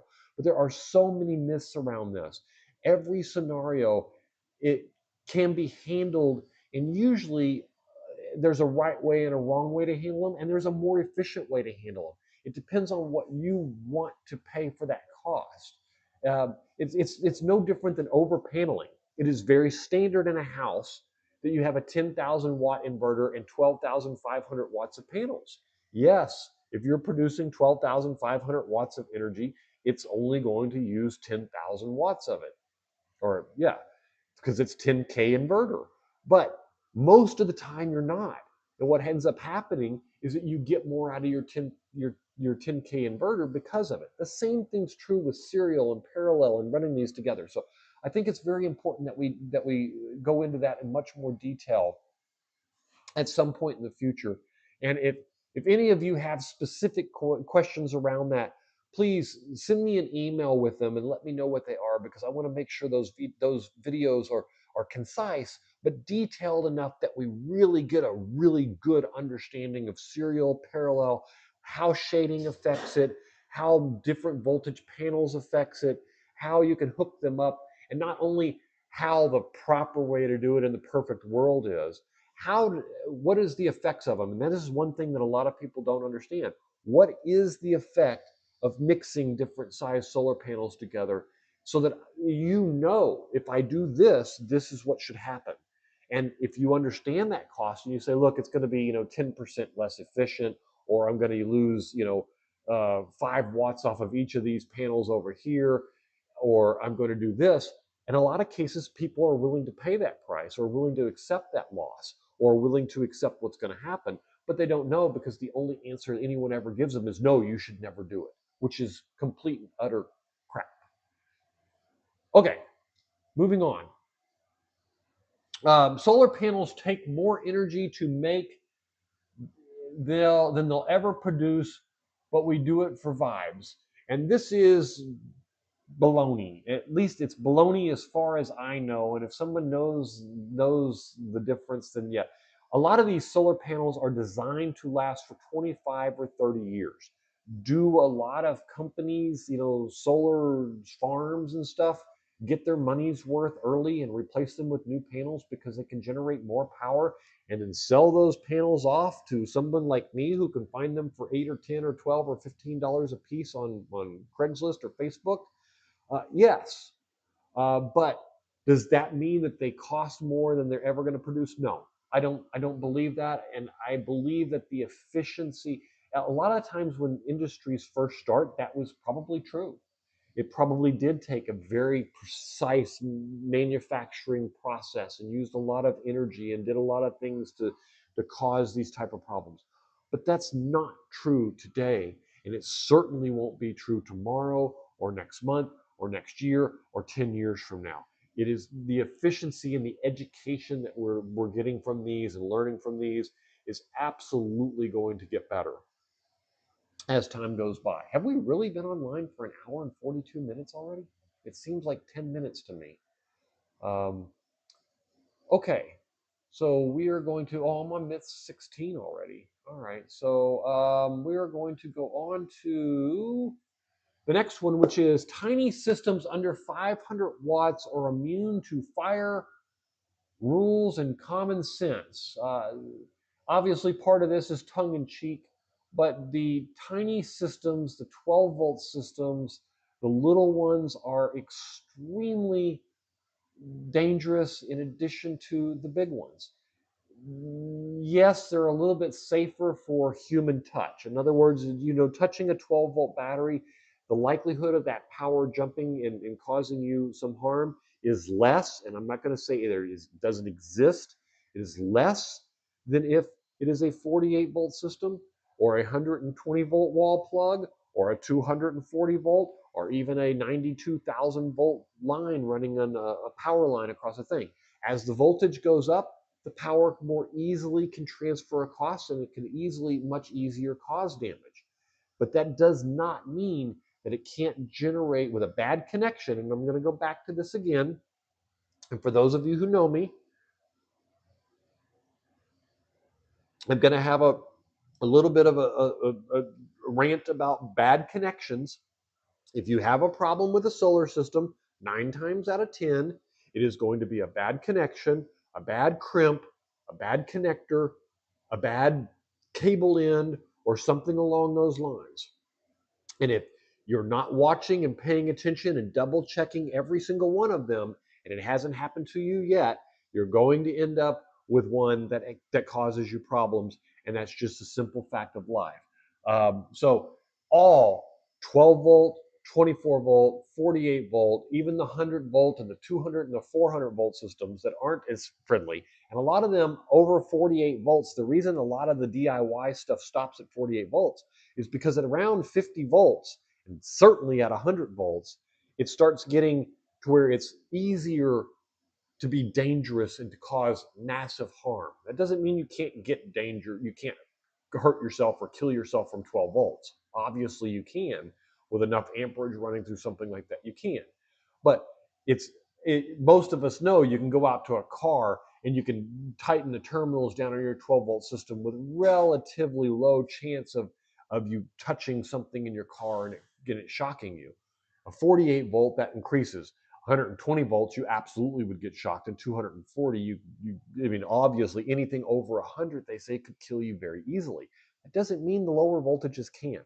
So please, this myth is totally wrong. You can burn down houses, cars, RVs, and this is why RVs and campers catch on fire, because people believe, oh, it's only 12 volts, it's no big deal. No, those connections are just as bad. There's just as many watts running through them, and they generate the same heat, whether it's 12 volts or 240 volts.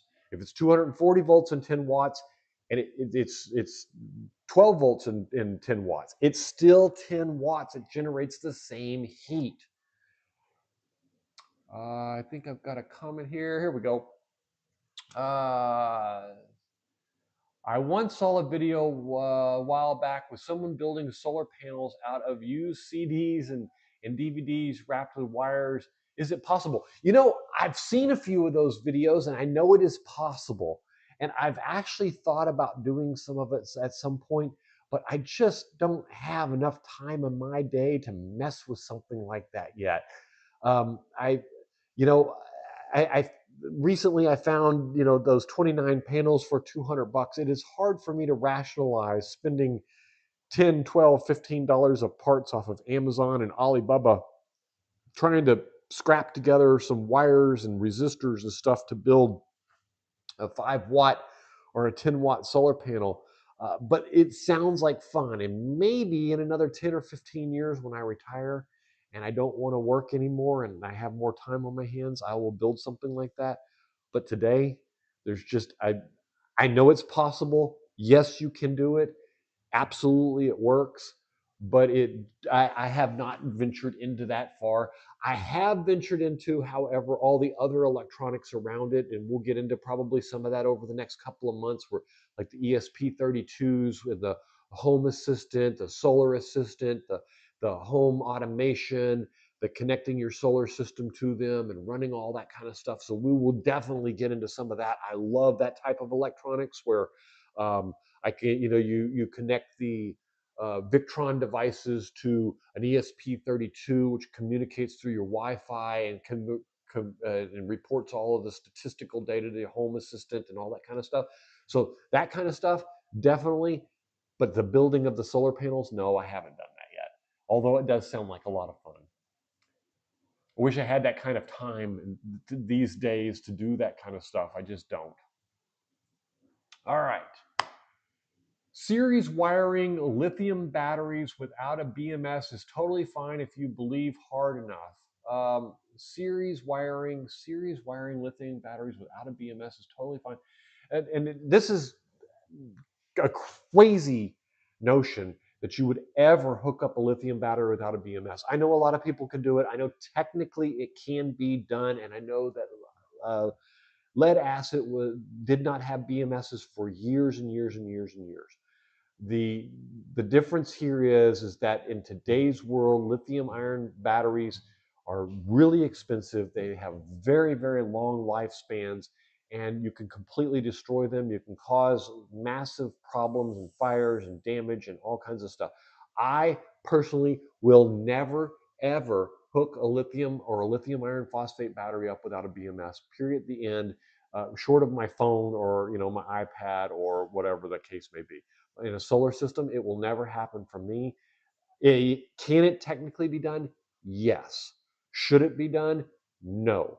Should it be done in my opinion? No. Should it be done at all? No, it should not be done. A BMS should always be used when you're talking about lithium iron phosphate for your protection and my protection and the world and the whole general concept of lithium iron and lithium iron phosphate. Back to this is a fun subject. Don't want to build one, just thought it was fake. No, actually, it's not fake. It's real. You can build them. It's very, very time consuming. I only looked at it briefly, so I have to say I don't really know the exact details behind it, but I only looked at it briefly. It can certainly be done, but it is a lot of work, and I really wish I had that kind of time. As you can see, I went right back to it when you posted that because it does sound like fun. I haven't been able to do it. I haven't been able to take the time to do something like that. One of these days, though, and now you've got my interest up again. So I may have to look at it again just to see how time intensive it would, because even just one would be kind of fun. But it's not fake; it's real. The solar technology, and I just want to go back to that one before we move forward. The solar technology to do it is not that complicated. You're basically the science there is the light causes the chemical reaction which generates the power, and it's just about a matter of collecting the power and appropriately collecting it. So the science is not that difficult. The getting yourself the an efficient way of doing it is what's difficult. And they've gotten so good at building these solar panels that it's very hard to compete with that, short of doing it for fun. Andrew says it's only Blu-ray that works. Regular CDs and DVDs don't work. Oh, really? Is there something in the Blu-ray that's the chemical makeup that's very similar? I remember reading that piece about it and understanding in the solar causing the reaction properly to generate the power and stuff. So I imagine the Blu-ray is probably arranged in the right way to cause that. And I honestly, I haven't. I'm gonna have to look at that. Now you've got me all interested in it again. Thanks for that, Andrew. Though I didn't know it was only the Blu-rays. I wonder what the difference is in the Blu-rays. All right, going back to over here. Your thoughts on Life Power 4 is best for long-term use, like a cabin you barely use. Use that solar already. Your thoughts on Life Power 4 best for long-term use, like a cabin you barely use. That solar ready. It's solar ready. I'm assuming that you mean what are my thoughts about using Life Power 4 for a cabin that you barely use? Is that what we're referring to, Andrew? Is long-term use in a cabin that you barely use? Because, and this is more of a personal opinion, but I do see it becoming more predominant, especially along a lot of us solar crazies. But you do the math on the life of these batteries, and the batteries, the calendar life is going to outlive the practical life of these batteries. When you're talking 10,000 cycles and you're doing 250, 300 cycles a year, you're looking at 25, 30 years of life. And many of these new batteries coming out are claiming 12,000 and 15,000 cycles. Now you're getting into the 35 or 40 years. In other words, some of these batteries, if they're big enough and expensive enough, you could actually have them be inherited by your kids to run their houses eventually at some point. And now, obviously, in the world we live in today, they're too big and bulky. But as technology changes and gets even better, these batteries start to last this kind of long. If you can imagine, I absolutely would suggest, if you've got a cabin, that there is no reason I wouldn't put a Life Po 4 battery in there, a lithium iron phosphate battery in there. Let it run it off grid all the time, except when you absolutely need to run it. The way I run my RV is that it runs everything all the time, except when it gets down to around, it's at 47 volts. So it gets down to about 2 to 3% battery life. It kicks on the, I got two different modes depending on what the weather is. If the weather's bad, it kicks on and charges it up to about 20% and then shuts off. If the weather's good, then it just sustains it at 47. It just goes into float mode at 47 volts and just holds it until the solar takes off. And when the solar takes off, then it just lets solar have it and the batteries recover that day. So that's the way I would do it if it was me. Not sure what his videos around 2016, 2018 that is in my data bank noodle noggin.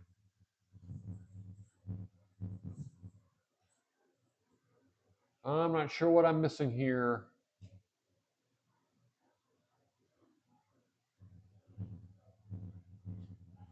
Yes, the LiFePO 4 battery is definitely it's the best on the market. It's the lithium iron phosphate batteries of today. Those are the best batteries on the market. They have the longest lifespan. They have great cycle times. And my suspicion is, and this is really an opinion and not based on any facts, the lack of data that they have on these beta, that the lack of data that they have on these batteries is that they will last longer than they've ever expected, and that the abuse that they can take is even more than they suspect. Because every test that I have seen that's unrelated to the science test, if you go out and look at them, they say that the only things that really are damaging them are extreme cold weather when you try to charge them then, and even that, if you look at the data on them, there is no evidence that you can charge them or that it hurts them. They just say don't do it. Then you look at heat, and that means in excessive heat of 130, 140 degrees. Even sitting outside in my RV bay, it never gets over 100 degrees, even in the heat of the summer. So where they're running these tests for real life examples, I don't think they exist. And those, even the tests that I've seen where people put them outside in the sun and they run for years, you're not seeing degradation to the extent that you would expect to see it. So I think that we're in for a nice surprise, and that they're going to last a lot longer than we think they're going to last, or that we're not going to last as long as they do, and that the calendar is going to run out before the battery runs out. And keeping in mind, a lot of these they're going to run like this to the depth of discharge of 80%, meaning that, yes, after 10,000 cycles, your 25 years is up. Instead of having a 100 amp hour battery, you have an 80 amp hour battery. You still have a battery. You still have a functioning battery in 25 years. It just runs at 80% of its power. And so hopefully that kind of gives you a better idea of what I'm thinking here. Okay, let's get on. We still have a couple of questions. There still have a couple of where am I at? Here we go. Whoops, wrong button. 19. I think I got two left. Only licensed electricians can touch anything in the world of solar in it, and this is absolutely a false narrative. In most states, you are legally licensed to work on your own equipment. You are not, however, allowed to connect it to the grid. I am not an electrician. I am not an authority in your area. Please check the laws and regulations in your area. But in most states and in most jurisdictions, you can work on your house and hook things up. You cannot connect it to the grid without certifications, passes, permits, and so on and so forth. That does not mean that you don't need a permit. It means you can do the work if you look at the laws and make sure that you're following them all and that you do everything up to code. So it doesn't mean you don't have to follow the code, but it does mean you can do it. So that is true in most places. And last, the last item on here, 10-year warranty stands out to me. And before I go to it, I'm going to go to this because, Andrew, you were absolutely right. 10-year warranty stands out really big. Thinking about this, if you look at this at 365 cycles a year, meaning you use this battery from 100% to 0% every day. You cycle this battery from 0 to 100, 0 to 100, and it lasts for 10 years. That's 3,560 cycles. That's less than a third of the 10,000 cycles that they're showing. So my guess is these are conservative bets on their places, so that these companies, if they're gambling, that if they're here in 10 years, they don't want to have a million warranties on batteries they didn't understand. I'm guessing they're not going to have a million warranties. So I think they're just playing it safe at this point. And they're saying 10 years. You'll notice they've also got a lot of other restrictions about paralleling with other ones and running in series with other types of batteries and stuff like that. And one of the tests I'm going to do to end all those myths is I'm going to put two 12-volt and a 24-volt in series and run a 48-volt system off of them and show us all that these work together the way they're supposed to work together, and that these BMSs can make this happen. Anyway, thanks, Andrew, for the comment. You're absolutely right. It does stand out, and these 10-year warranties are just fantastic. You don't get the 10-year warranties on the DIY batteries. That's another downside of the DIY battery. But if the cells are as good as we think they are, and it only lasts for 8 years, and it cost 1/3 the cost, it was still very much well worth it. All right, I got to get this one to disappear to get that one to reappear. Okay, last myth. Solar panels lose 50% of their power every year like battery vampires. No, this is a myth. I've heard 50%, I've heard 20%, I've heard 10%, I've even heard 5%. Most solar panels lose less than 0.5% per year in efficiency, meaning that over a period of 20 years, they lose less than 10% of their efficiency. Now, this is not my opinion, this is a fact. But other pieces of the equipment have a tendency to break down. So let me suggest that if you get some used panels, replace the connectors. Make sure that you're using the same connectors as the connectors they're connecting to. They come in pairs. Replace both sides. Make sure the pairs are exactly the same brand, exactly the same type. Connections are always your problem. This is one of those that's very commonly gets broken and causes problems, is bad MC4 connectors where you use one brand here, another brand here, you connect them together, they get hot, they melt, they cause fires, especially with the high voltages that power is running on. So this is an absolute exaggerated myth all the way around.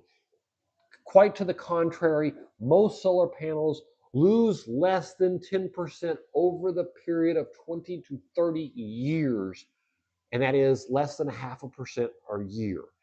So if you're buying used panels, you can get most of the efficiency out of them as long as you're replacing the connectors. Sometimes you have to replace some of the cables and do some work on them there. You look hard enough, you throw out the ones that are problems and you keep the ones that aren't. All right.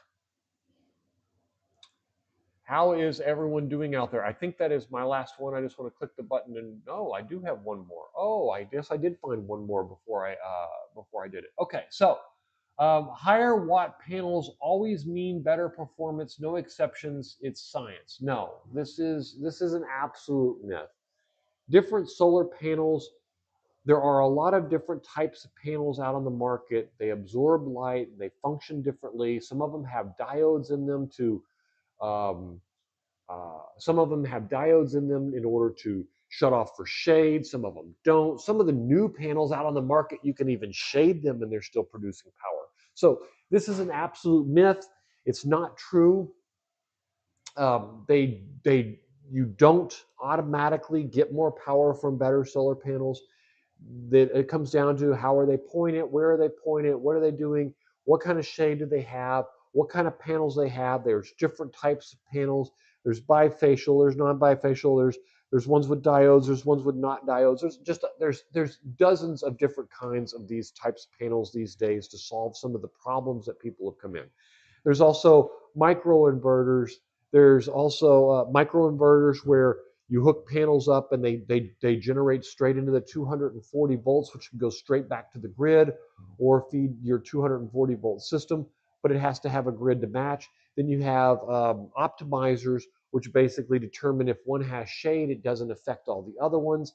You can also put panels in series, which shade would affect those, but you can also parallel them where shade won't affect those, unless of course you have a massive drop in voltage. So there is 1,000 different combinations there, but this particular myth here, which is higher volt panels always means better performance, no exceptions, it's science, is not science, it's a myth.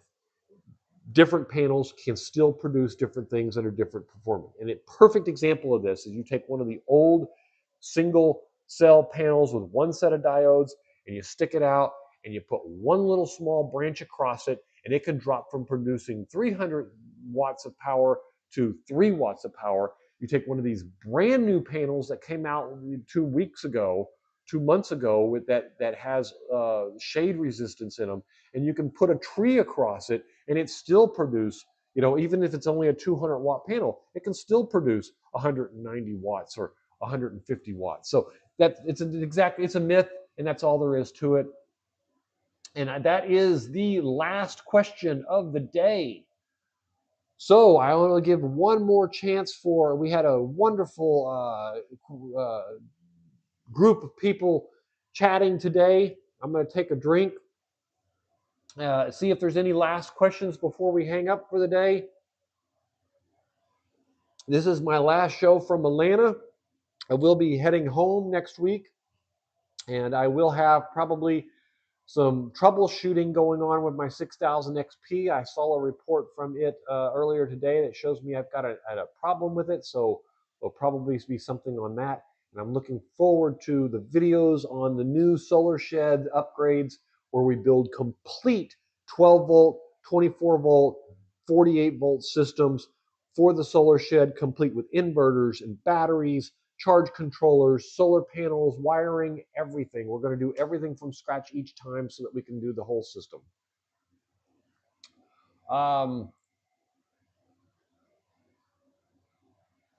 Solar panels connected in series and parallel, and when to use either.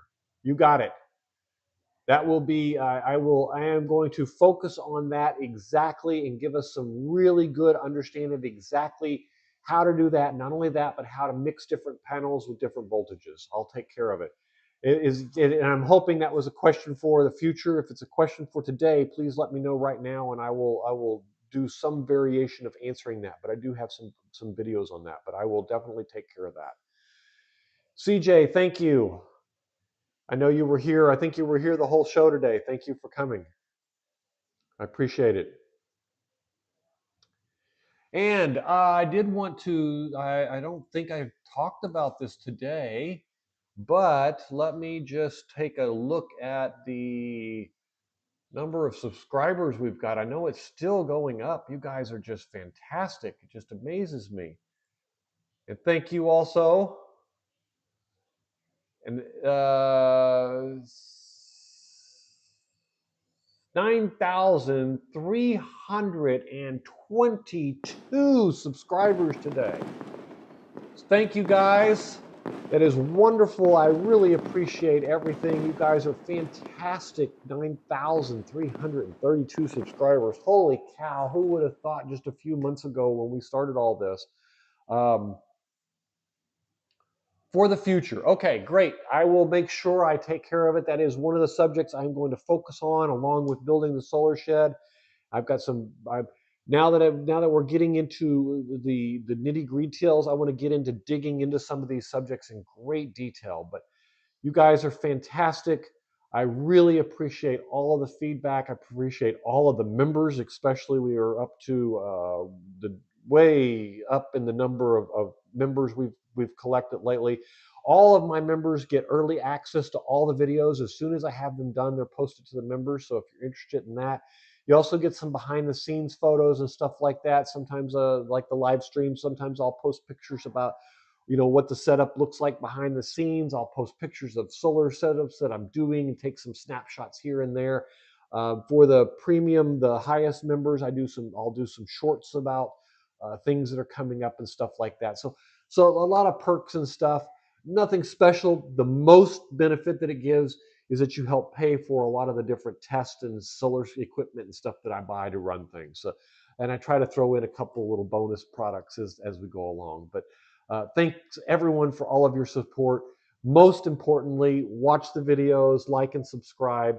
If you haven't liked today already, please do so. I really appreciate it. You guys are just fantastic, and everyone is wonderful. I think that's going to be it for this week. I can't believe it's been 2 hours and 10 minutes. It feels like 10 minutes. All right. I'm going to sign off, and I'm going to see all of you folks next week when I'll be back at home. I have no idea what the subject is. So if you have a subject for next week that you would like to see, send me an email. I'll see what I'm going to do. I haven't made up my mind yet. Usually it comes to me a day or so after I've done this podcast or this live stream podcast. Wow. Blast from the past, huh? So thank you so much, everyone. And we will see you next week. Thank you. And thank you to all my subscribers and members. We appreciate you.